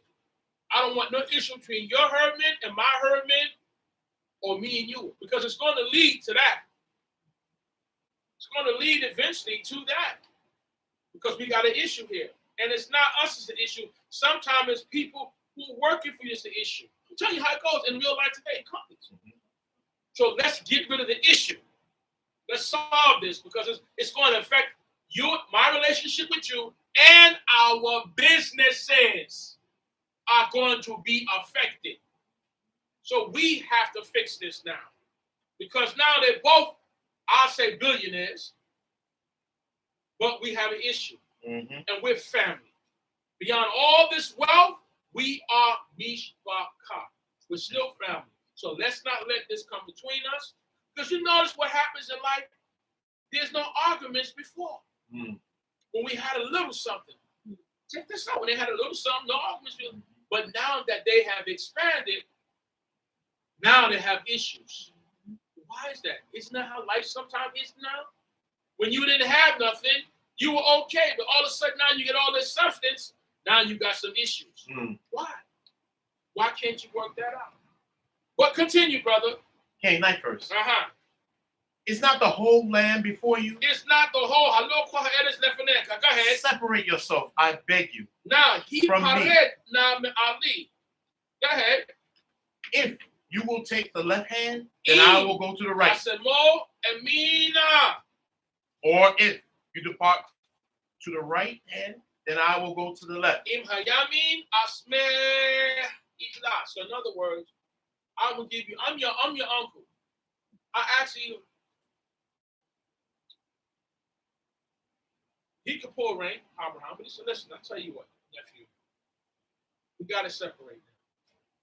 It's time we got to do this on your own. You got your herdsman, I got my herdsman, and they call, listen, it's time to separate. If you go to the left, I'll go to the right. If you go to the right, I'll go to the left. Doesn't matter. But now, these two companies, one got to be separate now. We're family. Mm-hmm. You're always going to remain family. That's what we have to do. And that's why sometimes it's hard to mix family and business together, because sometimes it just don't work a lot of times. Mm. You got to know how to sometimes just say, you know what, no. Okay, so now they have to separate. Okay. So what happened, brother? King. Once again. And Lot lifted up his eye. Yes. And saw the valley of the Jordan, that right. It was well watered everywhere. So Lot looked and he saw the valley of the Jordan. He said, Lord, it was very well because he has cattle. He didn't say, well, you know what, Uncle, you take that because that's better off. He's looking at it like, what's good for my cattle? And it was well watered conditions. So when you go, before you leave to do something, to go somewhere, look at the conditions of it. It's well watered for me. I'm a cattleman, rancher. At least it appears, but you know what they're saying is everything good is not gold, right? The grass not always green on the other side. But that's what he saw, that's what he chose, and what happened? And Lot journeyed east, and they separated themselves one from the other. Right. And Abram lived in the land of Canaan. Right. And Lot lived in the cities of the plain and pitched his tent towards Sodom. So you understand, he pitched his tent towards Sodom. Eventually, he's going to be inside. Mm-hmm. All right, look what he goes towards, what he chose. All right, Abraham still lived in Canaan. But now I say this, and what I was trying to get to earlier is that the Most High God is the one that caused this. Because right after that, you're going to see God come to Abraham and talk to him. Because it's not easy to separate from your family. Listen to what I'm saying. It's not easy to everybody go on their own and separate because you love them. But there's certain issues you know that you cannot allow. So you have to go your own way. When your children get to the point where they have to disrespect your home and they can't honor your home and you, they have to go. Mm-hmm. It affects you. You feel it because you love them. You don't want them, but they have to go on their own. Now you may see them set up, well, you're going to be over here, I'm going to try to pay for that, but you have to be in your own because, can't be two queens in this house here or two kings, whatever, you got to go. When you can't follow the rules and regulations, you think you're too grown, then you have to go. You have to separate. And it hurts. It hurts. It always does. It hurts when you have to put family members out and go through it. It hurts. But, and you're going to feel it. But, I have to do this for the peace sake, so things can run. Right. And I'm going to make sure and look on you to make sure you're okay over here, but you need to leave from under this dwelling now. Okay? That happens in life. All right? Men and women, you must grow and must go forth on. And what happens now? Okay. In the midst of the 10th. Before Yahweh destroyed Sodom and Gomorrah. Right. Like the garden of Yahweh. Right. Like the land of Mitzrayim of Egypt. Right. As you come to Zoar. So this is before Sodom was destroyed, and Sodom or Gomorrah was destroyed. Like the garden, Kegan Yahweh Kadesh Mitzrayim. Coming towards Zoar. 11 verse says, then Lot chose for himself the valley of the Jordan, and Lot journeyed east, and they separated themselves one from the other. 12th verse. Abram lived in the land of Canaan. Right. And Lot lived in the cities of the plain and pitched his tent towards Sodom. Okay. 13. But the men of Sodom were exceedingly wicked and sinners before Yahweh. See, I'd say Sodom. So now, they let you know that though Lot chose this area, the people in this area was wicked before God. Ahead of time. So you know how the next portions will come up with the whole thing with Sodom and Gomorrah. This was Lot chose to live based on what he saw with his eyes. It's sort of like a lot of us, we look at things from the outside and opposed from the inside. The beauty, as Nasi said, originally comes from the inside out. Okay, you're just looking for physical beauty, and you get a bad attitude, and you get all this other stuff going on. You're like, that's not what you're walking for. And as I often say, sometimes when it comes to men and women, men look at those things on the outside, and a lot of stuff that you in love with, the eyes, the hair, sits on the dresser. Okay, but the internal part, what you really should be in love with, you're not. And that's, you want all of the internal love, but you also want beauty. There's nothing wrong with that. But when you have to make a choice for either or, you want that inside. You want the inside to be right. You hope that you can get both. And women, the same thing with the men. You want to hope that his inside is beautiful more than his exterior. Okay, so because that's what's going to make you get treated better, and things will work with you both ways. You want that. So Lot chose that. Continue, brother. King. And Jehovah said to Abraham, after Lot was separated from him. You see, Jehovah said to Abraham after Lot separated, because God looking at this. He know how Abraham feels. It's not easay. The same way Abraham had to let Ishmael go. It's not easy when you let a child go on his own. Even if they're in adult, you feel it. When my parents left, I felt I missed them. I missed them dearly. But these are things that had to happen. Not because I was getting older. I was older now. I needed my own place, and moms, pops. So you do that, but you still feel for your family. Okay. So Jehovah came to speak with. He came to comfort Abraham. In the process, knowing that Lot had left and things, situation changed. Peaceful split. But God came to reassure him because God had to do that. He had to do that because he couldn't allow Lot to influence. It's like God telling Laban, don't talk to Yaakov, tell him good nor bad. And whenever something getting in the way that God has for you, he has to remove it out of the way so that you can stay focused on the prize on what he has for you. And he don't need you fighting with Lot. You got to take all this away so you can still focus on what my mission is. That Lot don't become your mission and the various things that happen to him. So he caused the separation so that now Abraham can focus on what God has him to focus on. Continue, brother. Came in the midst of the 14th. Yes. Lift up now your eyes. To reassure him, lift up your eyes. And look from the place where you are to the north. From where you're standing, I call my shed to the Zaphon to the north. And to the south. Look to the south. And to the east. And to the west. And to the west. Check out where you at, from where you at. Just look. To reassure him, because I'm sure this is part missing. His nephews that's been with him most of his time is gone. And he took his nephew with him when he left. He took him under his wings, and you do family like that. You take him with you. Okay? But now he's departed. So God has to reassure him, look to the south, the west, the north. The 15 says, for all the land which you see, yes, you will I give it. I'm going to give it to you. Reassuring him again. And to your seed forever. Forever. To reassure him that this is going to be yours. Continue. And I will make your seed as the dust of the earth. As leave note how far her air is. Go ahead. So that if a man can count the dust of the earth. If a man can count the dust of the earth. Then shall your seed also be counted. Then be counted. But who can count the dust? That's how many people you're going to have in your line. Go ahead. Arise. Arise. Walk through the land in its length. Walk through it in your length. This is what you do. Even we say when you want to own something, walk on that land, claim it, walk on it. You can taste it. Walk through it, claim it.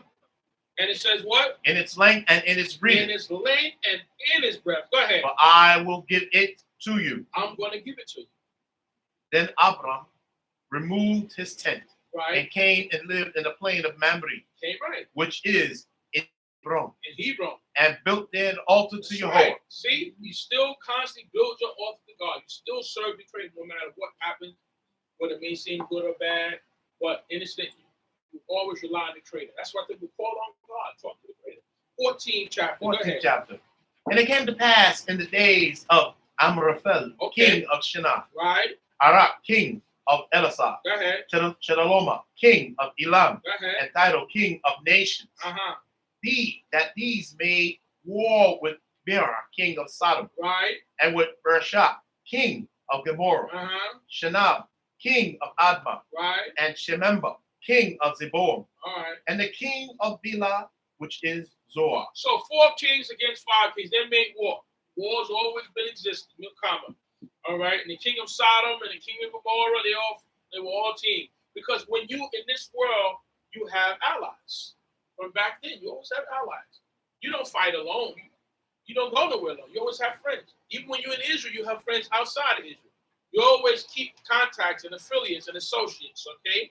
So now these 4 is fighting with the other 5, okay? And what happened? Came. All these joined forces together in the valley of Sidon, Right, which is the sea of salt. right. 12 years they served Chedorlaomer. So what happened is 12 years, the king of Sodom and the very one served Chedorlaomer, like they do with this system here. The countries who serve this system, they're under the kingship. Like they said, from India to Ethiopia, under Cyrus and under Nebuchadnezzar, they rule other countries, like this system here does. And then what happened? And in the 13th year, they rebelled. They said, we're not serving you. We're not giving you no money. We're not taxing you. We're not paying you anything. Just like Haiti is still paying France, all right, for monies. They say based on when France broke, even when Haiti broke with its independence, so we're not serving them more. But they still paying. That's right. You see, there's still monies coming from certain countries who broke away, got independence. So they said that they wasn't going to serve Chedorlaomer no more. And what happened, brother? In the 5th verse. Uh-huh. And in the 14th year of Chedorlaomer, the kings who were with him and defeated Raphin and Astaroth, Canhern, right, and the Zuzim, right, in Ham, right, and the Iman, right, and Shiva, right, Kerathim, uh-huh, and the Horites, right, in their Mount Seir, and Mount Seir, to El Paran, right, which is by the wilderness. right, And they returned and came to En Mishpat, right, which is Kadesh, right, and struck all the country of right, the Amalekites, the Amalekites, right, and also the Amorites, right. who lived in his. So in As other a words, zone, I'm fighting a war with you, me and my allies. America goes in with NATO or whatever. And we're fighting you. But on the way we're fighting you, we're going to take things that's in our path. So we're taking this, we're taking that. My fight is with you. However, while I'm fighting you, I'm going to take all those things around you too. That's what happens. So that's why they took mentioning these people who they took control of. The Amalekites who were the sin of Edom, the other ones that we know the names of, you hear, you see. So while this fight is going on, so that brings everybody into the fight. That's what they call world wars. Okay? You originally started the fight with him, but he's connected to him and he's connected to her. So therefore, now those who support, it's a big fight. It's a world war going on. Right. What we term a world war. It's a big fight going on. Continue. 8th verse. And there went out the king of Sodom, right, and the king of Gomorrah, right, and the king of Admah, right, and the king of Zeboah, yes, and the king of Bela, right, the same is Zor. same as Zor. See, And in the olden days, the kings, when they warred, they was on the battlefield. It's not like now when we say Air Force, Marines, everybody going, and the president sat back. In the old days, the king went out to fight with the people. They're on the battlefield. Even the queen was out there fighting. You'd be so pro. The queen is out there fighting too. Okay, in other countries, in England and so forth, you had the warrior queens. All right, so now the kings are out there fighting with the men of the militaries. And what happens? And they joined battle with them in the valley of Siddim. Okay.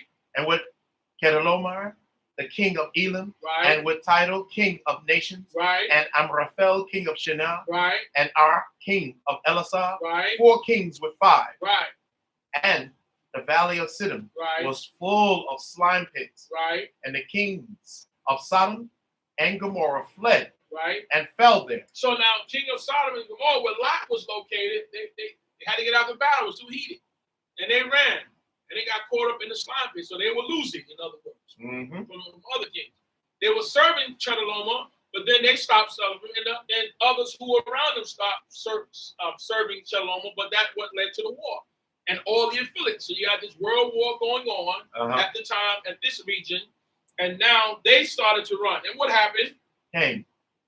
And those who remained fled to the mountains. Right. And they took all the goods of Sodom and Gomorrah. So now that means that if you lose your kingdom, the nations that won is going to take over your substance. Your king, your land, your substance belongs to them. Go ahead. And all their provisions, and they went their way. And they went their way. And they took Lot. Now the key thing to this, What verse you on, brother? That now is the 12th. Now that's the key. That's the big shebang here. Yekaku and Lot. They took Lot and what? Abram's brother's son, who lived in Sodom, and his goods, and departed. And they took Yekaku and Lot and all his kusho, all his possessions. You see, they took all that substance that he gave, and he got. They took it. They took those millions and billions. All right, we dealing with cattle, silver, gold, all that. They took it. All right, you're in a war. So that's why also when you also gain your substance, you want to be in a place. That's why you got to have a military. When you have wealth like that, you got to have protection. Now, you know that God is your protection. We understand that. But then you're going to have physical protection as well. You're going to have men that's particular, because in those days and these days, people will take what you have because they can. Okay, so that's why you have to have the substance. We call it, even in business, we call asset protection. Well, you got to protect your assets. That's why you form entities in the various states also. But then they have the physical security in the various states. Well, then Lot, all his substance was taken. That's right. When you usually find big movements like this, like the Ponderosa and Bonanza, you always find the cattle. They have men guarding their substance who work for them to protect that. You just don't have wealth. You have to also protect it. So that was taken. What else, brother? Came. And they took Lot, Abram's son, and lived in Sodom, who lived in Sodom, and his goods, and departed. And there came one who had escaped, and told Abram and the Hebrew, for he lived in the plain of Mamre, the Amorite, brother of Eshcol, and brother of Anir. And these were confederate with Abram. So Anna and Eshcol, the Hittites, were confederate with Abraham, just like England and the various things they worked together with America, England, France, America. But Anna, Eshcol, and Mamre, the Hittites, were allies to Abraham. They worked together. You see, because you always got to have allies and people. So you make sure you treat people right that's not like you. So when you need them, they're there for you to help you, assist you. Like David. You know, a lot of David mighty men were outsiders. They were in Israel. Keep that connection so you never know when you need them. But here what happens is that there came someone and told Abraham, the Hebrew, he's a Hebrew, one from the other side. So Abraham the Hebrew, the one from the other side, one that's across the river. He's a Hebrew. They told him. So the word got back to Abraham, dwelling in the plains of Mamre, okay, and Eshcol, and the brother Anna, and they were members of the Berit Abraham. So they had a covenant, they had a Berit, they had an agreement, they had a pact. You help me, I help you. You look out for me, and look out for you. You a company, I'm a company. It's business as well. So Abraham found out that something happened to his nephew Lot. They took Lot and all his substance. Check this out. Go ahead. 14. And when Abraham heard that his brother was taken captive, he armed his trained servants. He did what? Armed his trained servants.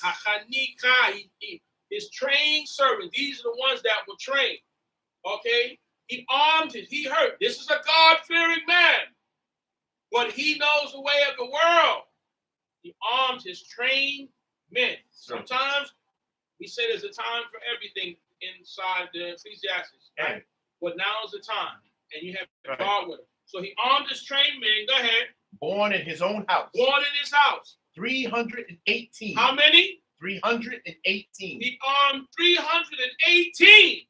That's a lot of men. That's right. And if they have families, that's why I say Abraham just on what you he was a government in itself. He had 318 servants. How are you going to protect all this wealth? Continue. And pursue them to Dan. Right. And he and his servants. Right. By night. By night. And defeated them. And pursued them to Hobah. So he went against those kings who took Lot's stuff, because guess what? You got God with you. It came at night, but he not only alone, his was 318. Remember, you got Anna, Eshcol, and Mamre, another king of the Hittites with you. So you got your allies fighting with you. Okay, continue. Which is on the left side of Damascus. Right. And he brought back all the goods and also brought again brother Lot and his goods. So he brought back everything those kings took, not only from Lot, but from the what? The four, from the other kingdoms that they're fighting against. That's a powerful thing to do. Go ahead. And the women also, and the people. And the people. Go ahead. And the king of Sodom went out to meet him after his return from the slaughter of Chedorlaomer, right, and of the kings who were with him, right, at the valley of Shiva, right, which is the king's valley, right, and Melchizedek, king of Salem, of Salam, same in Jerusalem, same brought place. forth bread and wine. Brought forth bread and wine. So now you're going to talk about bread and wine. When the first part you read about bread and wine being, we do bread and wine in the back of Kiddush. Melchizedek brought that out of Salem, king of Salem. Bread, Lechem, and Yayin. What verse you on, brother? That was the 18th. Okay, yeah. Melchizedek, the king of righteousness, Lech of Salem, Hotzi, Lechem, and Yain, and he was the Kohen to Yehovah, Elohim. So Elyon, he was a priest of the Most High. Priest of the Most High God. Melchizedek. So that's what you heard about Melchizedek years ago, the priest and king. And he brought out wine and bread to solidify the victory that Abraham had. Because if it wasn't for Abraham, they would have lost everything. Okay. They did lose everything. Abraham retained everything back for them. Continue. And he blessed him. And he gave it a cool who? He did and what? He blessed He him. blessed him. And said, blessed be Abraham, Baruch Abraham, of the Most High God, El Elyon, possessor of heaven and earth. Shamayim Haaretz, and bless.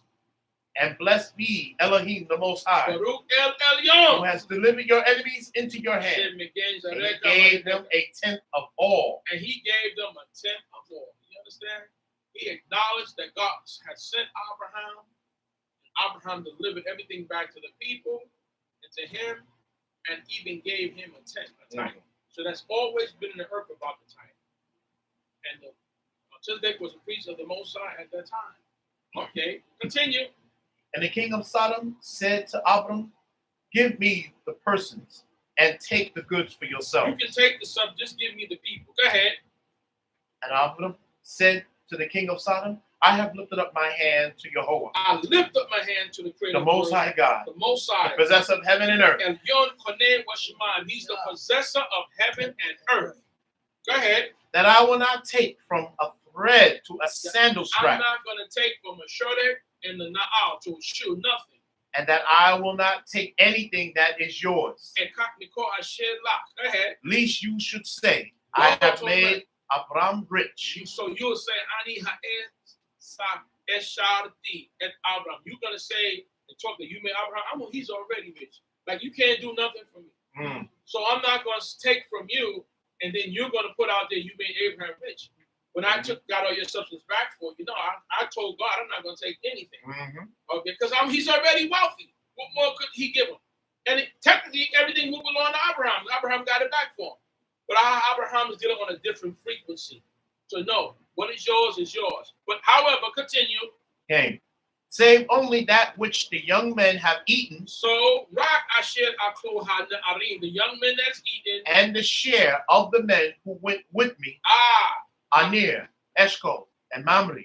Let them take their share. And their portion. See, in other words, those Confederates that went with Abraham, you got to take care of them. I can't speak for them. They assisted me in going to do this task and my men, but I can't say that they can have. Right. Give them their portion. Give them their reward, not me. Okay? Because I don't want anything. But those who went with me to do this job, make sure you honor them and take care of that. So that's it. So I'm going to stop here at the 15. We covered another time. I just want to, as we get ready to bring forth the Haftorah, through the Haftorah, our sisters go through that, to show you how great God can be and the fact that he allowed Abram to rescue Lot in what he did. See, not only did Lot gain substance, but Lot lost it and regained it again because God gave it to him again. And he worked through Abram to get it back, to retain it again. So now what we're going to do, we're going to have the sisters come through. Hallelujah. Please all rise. Okay.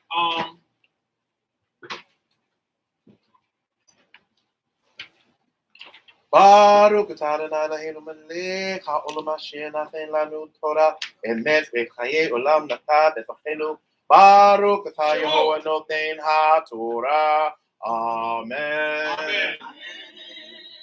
Blessed are you, Yehovah, our God, King of the universe, who gave us the Torah of truth and the life of eternity. He implanted within us. Blessed are you, Yehovah, giver of the Torah.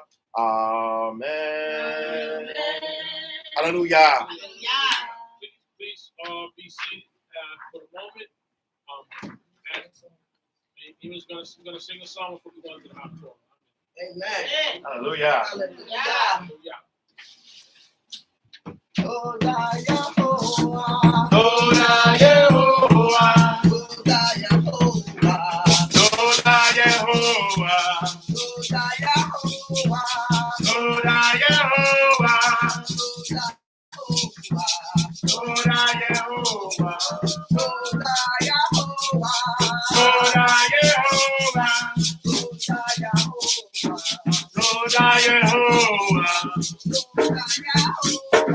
Torah Yehovah. Toda Torah Yehovah. Yehovah. Torah Yehovah. Okay.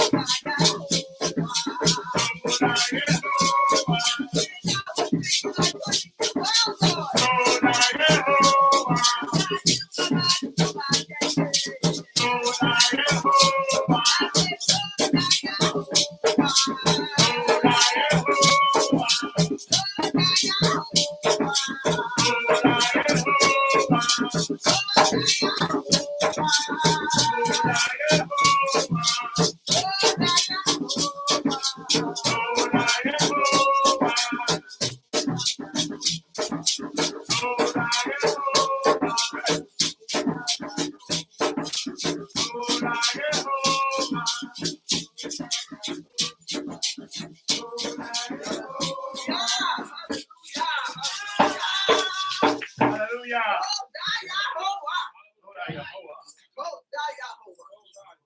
All praises. Yes. All praises to our true and our living Elohim, Hallelujah. the God of our forefathers, the God of Abraham, Isaac, and Yaakov, our great power, the only power. Hallelujah. There is no other power. Hallelujah. That's right. Creator of everything. I thank the Most High God for this blessed day that He gave it to us, and He allowed us to enter into this day with Him, Hallelujah. because this is the day that He rested. This is the day after He created all things and everything that's in existence. Yes, indeed. I mean, this was a well thought out plan, right? Yes. Wow, well thought out. It caused our heart to beat. And not even to skip a beat. When it skips a beat, you know something ain't right. And when you start lining yourself back with the Creator, when you start skipping a beat, you need to look in the mirror and find out what's going on. And that's when you start calling the Creator. Listen, something's wrong. Something ain't going on in here. But He's your Creator. The blood vessels. I mean, that's a really thought out plan, right? Yes, indeed. How one thing is tied into the other. One of these be open and one of these be closed. It would be impossible to exist. Hallelujah. That's why we always got to keep our God, our power, our Lord and Savior in mind at all times. From the time we rise up and we lie down and walk by the way, we have to concentrate on the Most High God and give Him praise and thanks. So we say, Toda Yahovah. Hallelujah. That's right. Out of the mouth of babes. Toda Yahovah. Hallelujah. Once again, thanking the Most High God, the God of our forefathers, God of Abraham, Isaac, and Yaakov, for being able to come before you today, and those that can hear me or at the sound of my voice. I thank the Most High God that He rose you up and started you on your way. That restored your consciousness and gave you the breath of life. You know, that He kept you during your sleep. And even spoke to you in your dreams, even though we may not be able to understand or interpret some of them. Game. But He made that possible for you to even dream. You know, because one day He might tell you something, and He's probably telling you something all the time, but we're just not conscious of that yet. Game. We haven't gotten to that level where we can interpret even our own dreams. We thank the Most High God that we're able to dream. There are people that don't dream. Yes, indeed. We have to thank the Most High God for everything. I do. I dream a lot. Me too. And I talk a lot. Uh-oh. I just be answering me questions. What you say? All down in my ear. What you say? Hallelujah. I talk a lot all the time in my sleep. When I'm before you, those that can hear me, you know I talk a lot. Hallelujah. Because I dream a lot. Hallelujah. So what I'm going to do now is I am going to read the Torah prayer. And I'm going to do it the way in which those that went before me did it. My teachers, they sung it. Back in the 40s and the 50s, that's sung it. Hallelujah. Hallelujah. Baruch atah Yahovah Eloheinu melech I own my share of the car. In me, Kabi weraza, Bedipe, Ana Emari, Ayene, Madam Ata Yahawa, Abokin Batora, Ube, Moshe, I've done. I'm on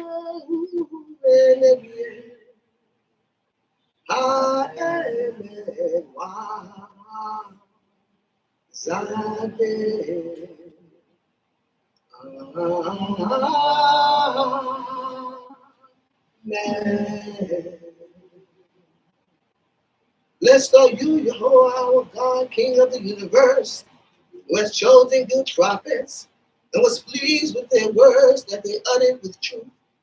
Blessed are you, Jehovah, who chooses the Torah, and Moshe his servant, and Israel his people, and the prophets of truth and righteousness. Amen. Amen. Hallelujah. Yeah. Shavu, please be seated. At this time, I would like to bring to you the Torah. Well, I'm not going to bring the Torah. Actually, I'm going to have one of the sisters here bring the Torah to you. Hallelujah. But before I introduce our Princess Yuzurakia, I would like to give a brief synopsis of the prophet in which we are going to be speaking about. Okay. I'm just going to touch on it because I've been speaking about this prophet for the last few weeks. Because Prophet Yeshayahu, also known as Isaiah, is a very powerful prophet, a powerful man. And as you know, he reigned through quite a few dynasties, actually about 4 of them. Uzziah, Yotam, Ahaz, and King Hezekiah. And he was warning us about what would befall us if we didn't straighten up ourselves. Okay. If we didn't get our act together. And how the elements will turn against us. Those that work for us will turn against us. The host of the heavens prophesies to the mountains that the Most High God had a controversy with the house of Israel because of our injustices that was being put upon the people and how we were dealing one to another.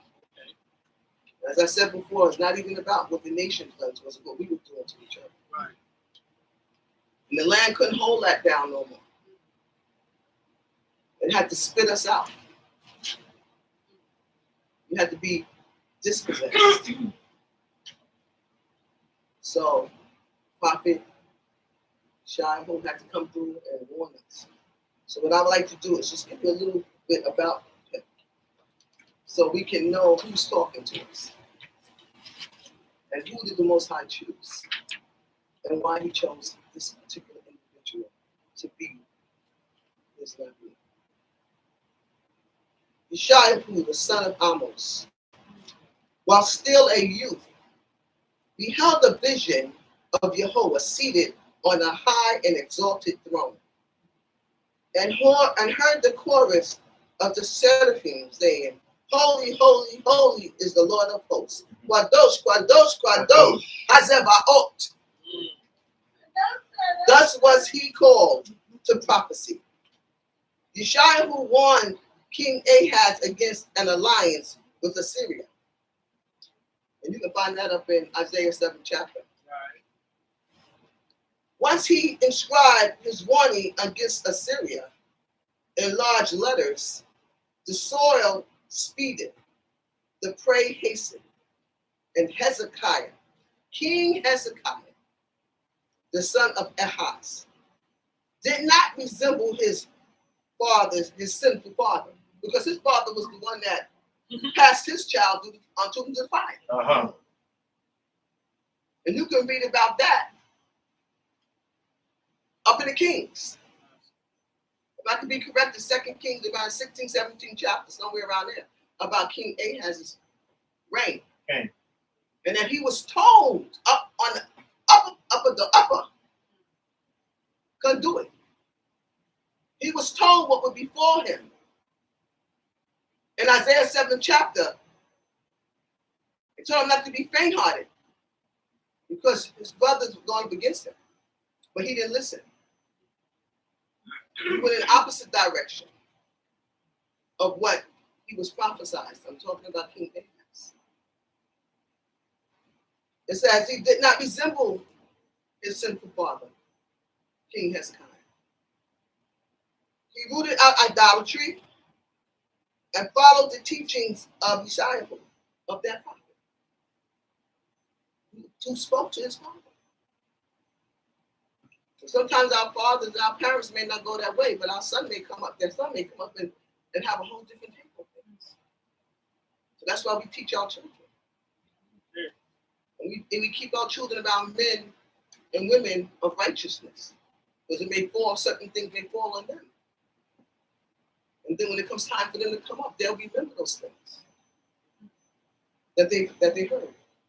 He restored the temple to its former dignity. When King Hezekiah became ill, he asked Yeshua to pray for him. Yeshua at first warned him to put his house in order. You see, because kings often were not all that perfect, even though they were chosen by the Creator as well. There were things they had to get in order too. So although we may not have everything in order, the Most High God can still use us. Okay. And we don't know today whether he's calling on us now. But we're here, so he called you. But we don't know where we're going to be in the future.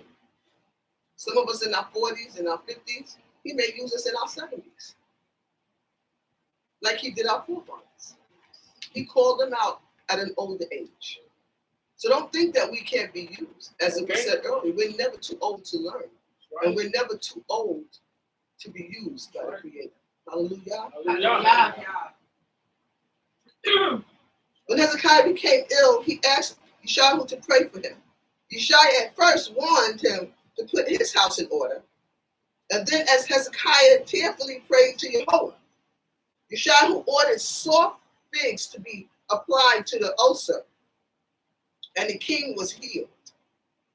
As proof of the truth of his prophecy that Jehovah would defend Jerusalem against Assyria, Yeshua prophesied that the shadow on the sundial of Ahaz would go 10 degrees backward, and thus it was Sennacherib and his hosts fled from Jerusalem, and Yehudah was at peace. There's so much more to this. This is like a seriously brief synopsis, because there's so much more in that.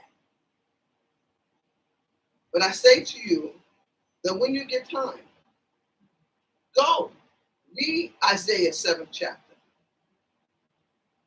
Go, because that will put a lot of that concept that of Yeshua to rest for a lot of people as well. If you read that and connect the dots.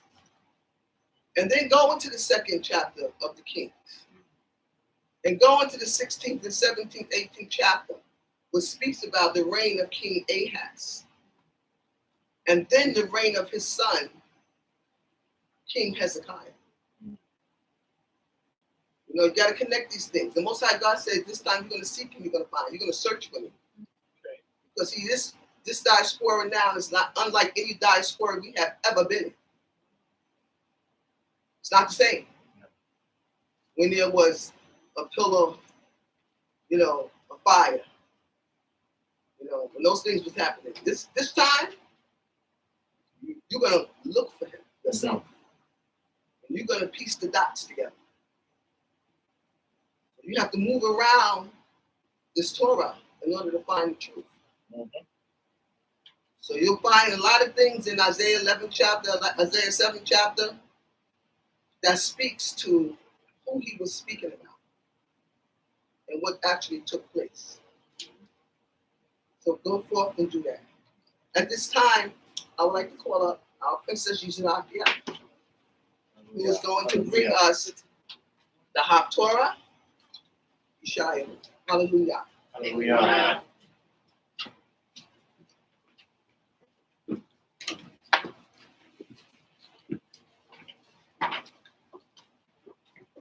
Shalom, family. Shabbat shalom. All praises to the Most High God for my life and the life of all of you. I want to pay homage to the leadership of Shaare Shamayim, the Hallelujah. whole house of Israel, to our congregation. I'm going to read the Shaare chapter 40. Lift up your eyes on high, and behold, who has created these things? Who brings out their hosts by number? He calls them all by names, by the greatness of his might. And because he is strong in power, not one is missing. Why do you say, O Yaakov, and speak, O Israel? My way is hidden from Jehovah, and my judgment is passed over from my God. Have you not known? Have you not heard that the everlasting Elohim, Jehovah, the creator of the ends of Haaretz, faints not, nor is he weary? There is no searching of his understanding. He gives power to the faint, Yes. and to those who have no might, he increases strength. Even the youth shall faint and be weary, and the young men shall fall. But those who wait upon Jehovah shall renew their strength. They shall mount up with wings as eagles. They shall run and not be weary, and they shall walk and not faint. Keep silence before me, O islands, and let the people renew their strength. Let them come near. Let them speak. Let us come near together to judgment. Who raised up one from the east, whom righteousness met wherever he set his foot, gave the nations before him, and made him rule over kings. His sword made them as dust, his bow as driven stubble. He pursued them and passed safely, even by a path that had not gone with his feet. Who has wrought and done it? He who calls the generations from the beginning. I need Jehovah, the first, and with the last, I am he. The island saw and feared. The ends of Haaretz were afraid, drew near and came. Everyone helped his neighbor, and everyone said to his brother, be strong. So the carpenter encouraged the goldsmith, and he who beats the idol smooth with the hammer, him who strikes the anvil, saying of the soldering, it is good. And he fastened it with nails, that it should not be moved. But you, Israel, are my servant, Yaakov, whom I have chosen, the seed of Abraham, my friend. Right. You whom I have taken from the ends of Haaretz, and called you from its furthest corners, and said to you, you are my servant. I have chosen you, and not cast you away. Fear not, for I am with you. Be not dismayed, for I am your God. I will strengthen you. Yes, I will help you. Yes, I will uphold you with the right hand of my righteousness. Behold, all those who would insist against you shall be ashamed and confounded. They shall be as nothing, and those who strive with you shall perish. You shall seek them, and shall not find them. Those who contend with you, those who war against you, shall be as nothing. For I, Jehovah, your God, will hold your right hand, saying to you, fear not, I will help you. Fear not, you worm Yaakov, and you men of Israel, I will help you, said Yahweh. And your Redeemer, the Holy One of Israel. Behold, I will make you a new sharp threshing instrument, having teeth. You shall thresh the mountains and beat them small, and shall make the hills as chaff. You shall fan them, and the wind shall carry them away, and the stormy wind shall scatter them. And you shall rejoice in your hope, and shall glory in the Holy One of Israel. Hallelujah. Hallelujah.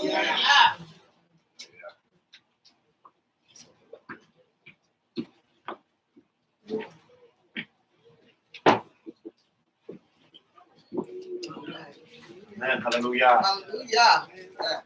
Come on. Please all Close in rise. prayer, please rise.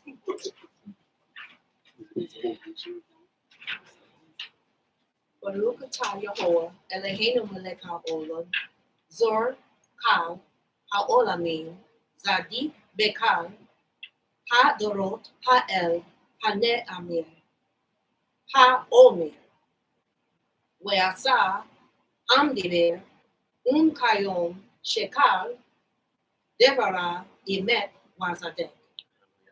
Al haTorah ve'al ha'rodah ve'al hane amim ve'al yom ha'shabbat.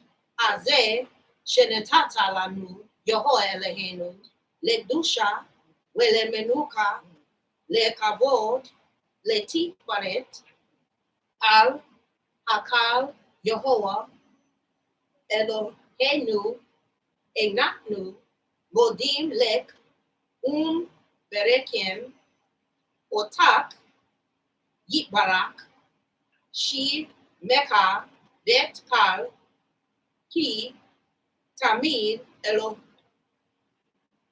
Leolam Wayed Baruch atah Yehovah Modim HaShabbat. Amen. Amen. Praise be the eternal God, ruler of the universe, rock of all creation, righteous in all generations, the faithful Elohim, whose word is deed, whose every command is just and true, for the Torah, for the privilege of worship, for the prophets, and for this Shabbat. You, O eternal God, have given us for holiness and rest, for honor and glory. We thank and bless you. May your name be blessed forever by every living being. For your word is true forever. Blessed is Elohim, ruler of all Haaretz, for the holiness of this Shabbat day. Hallelujah. Hallelujah. Shabbat shalom. Shabbat shalom. Shabu Babakusha. Sorry.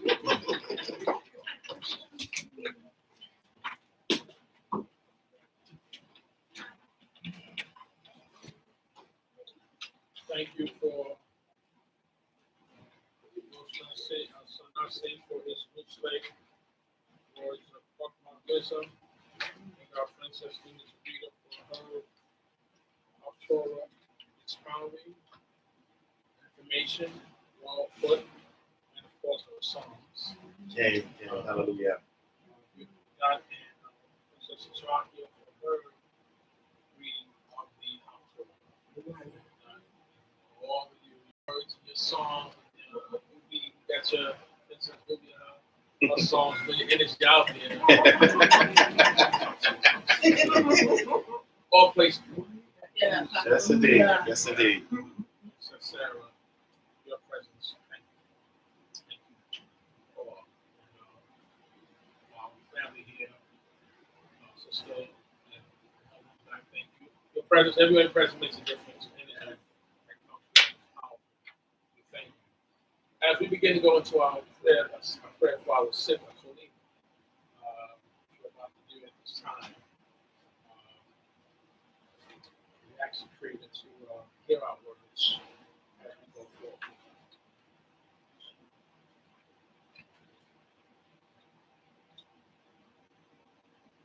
Rafa'enu Yehovah, but then Hoshea no where ni Shea. Ita hila tenu ata ande wa shoma. Ko ma ho tenu el melek rofe aman. Baruch ata Yehovah ko Israel. Heal us, Yehovah, we shall be healed. Save us, and we shall be saved. Yes. For you are the one. Bring a complete healing for all our ailments. You are God, King that is faithful and compassionate. Blessed are you who heals the sick. Your people Israel. Hallelujah. Amen. We will first say our prayer for those who are in mourning, the families that are in mourning, and those who have passed. Hallelujah. Families in mourning. Our Kohen Pinkas. Our Rabbi Yehoshua. Our Nasi Kamu. Our Adon Aziel. Our Adon Melech. Our Chief Hebron. Our brother James Melton. Our brother Donald Fagan. Our Ima Shemina. Our Princess Rivka. Our Akoti Elishama. Our Ima Leah Poinsett. Our Ima Loretta Lewis. Our Ima Tanikia's family. Hallelujah. And for the sick. For those who are sick. Starting with the males. Our Adon Kayam Baruch. Our Chief Meshulam. Our Moray Yiftach. Our brother Freddie Washington. Our brother Ben Washington. Jace Josiah Rayleigh. Our John Douglas Polite. Our brother David Montrose. My Uncle Willie Gray Jr. Hallelujah. Our Ema Davida. Our Gavedet Malakia. Our Princess Ashibia. Our Rabbani Grikwa. Our Bat Jewel. Our Ema Melka. Our Morah Dina. Our Elder Priscilla Robinson. Our Koti Sharon. Our Koti Anita. Our Koti Razina, our Princess Razina. Our Morah Zavaria. And our Gaveta Sheila. Hallelujah. Yehira ton milfanecha Yehovah eleh otenu shetishrak mehera refuah shalem amin hashemayim refuah et haruach refuah haguf Baruch atah Yehovah fekoleh Israel. Amen. Amen. May it be your will, Yehovah, for you, Yehovah, the God of our forefathers, that you send quickly a healing from Shemayim, from heaven, a healing of the spirit, the ruach, a healing of the body, the kuf, the healing of the mind. Baruch atah Yehovah, Rofe Kole Israel. Blessed are you, Yehovah, the healer of all Israel. Amen. Amen. Next, all please stand as we face the east and close.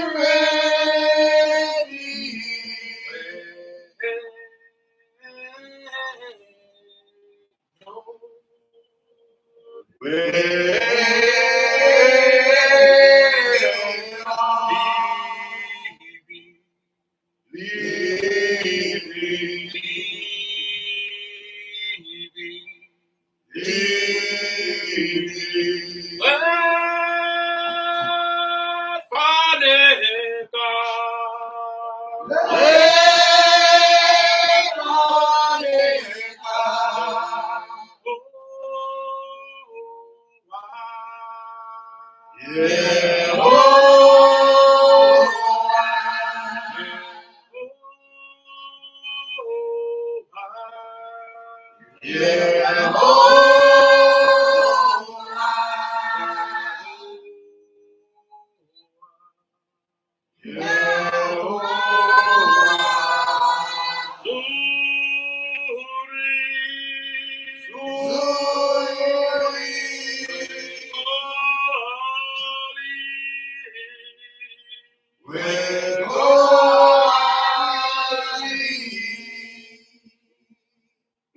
words of my mouth, the meditation of my heart, be acceptable in thy sight. O my Yah, my rock, and my redeemer.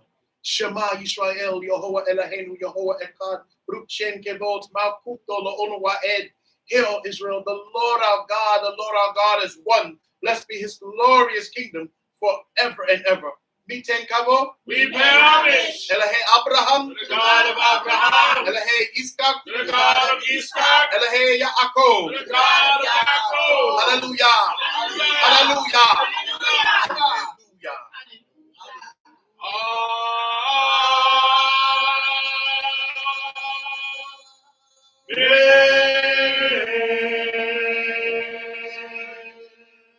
Lecha, Yehovah Yisraelka.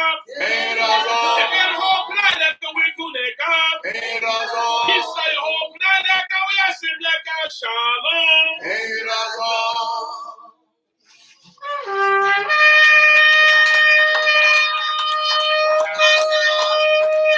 May the Lord bless thee and keep thee. May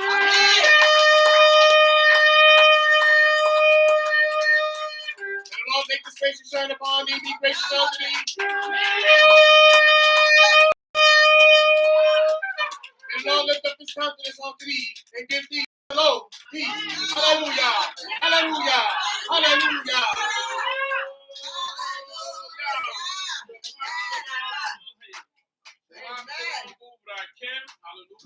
Hallelujah. Hallelujah.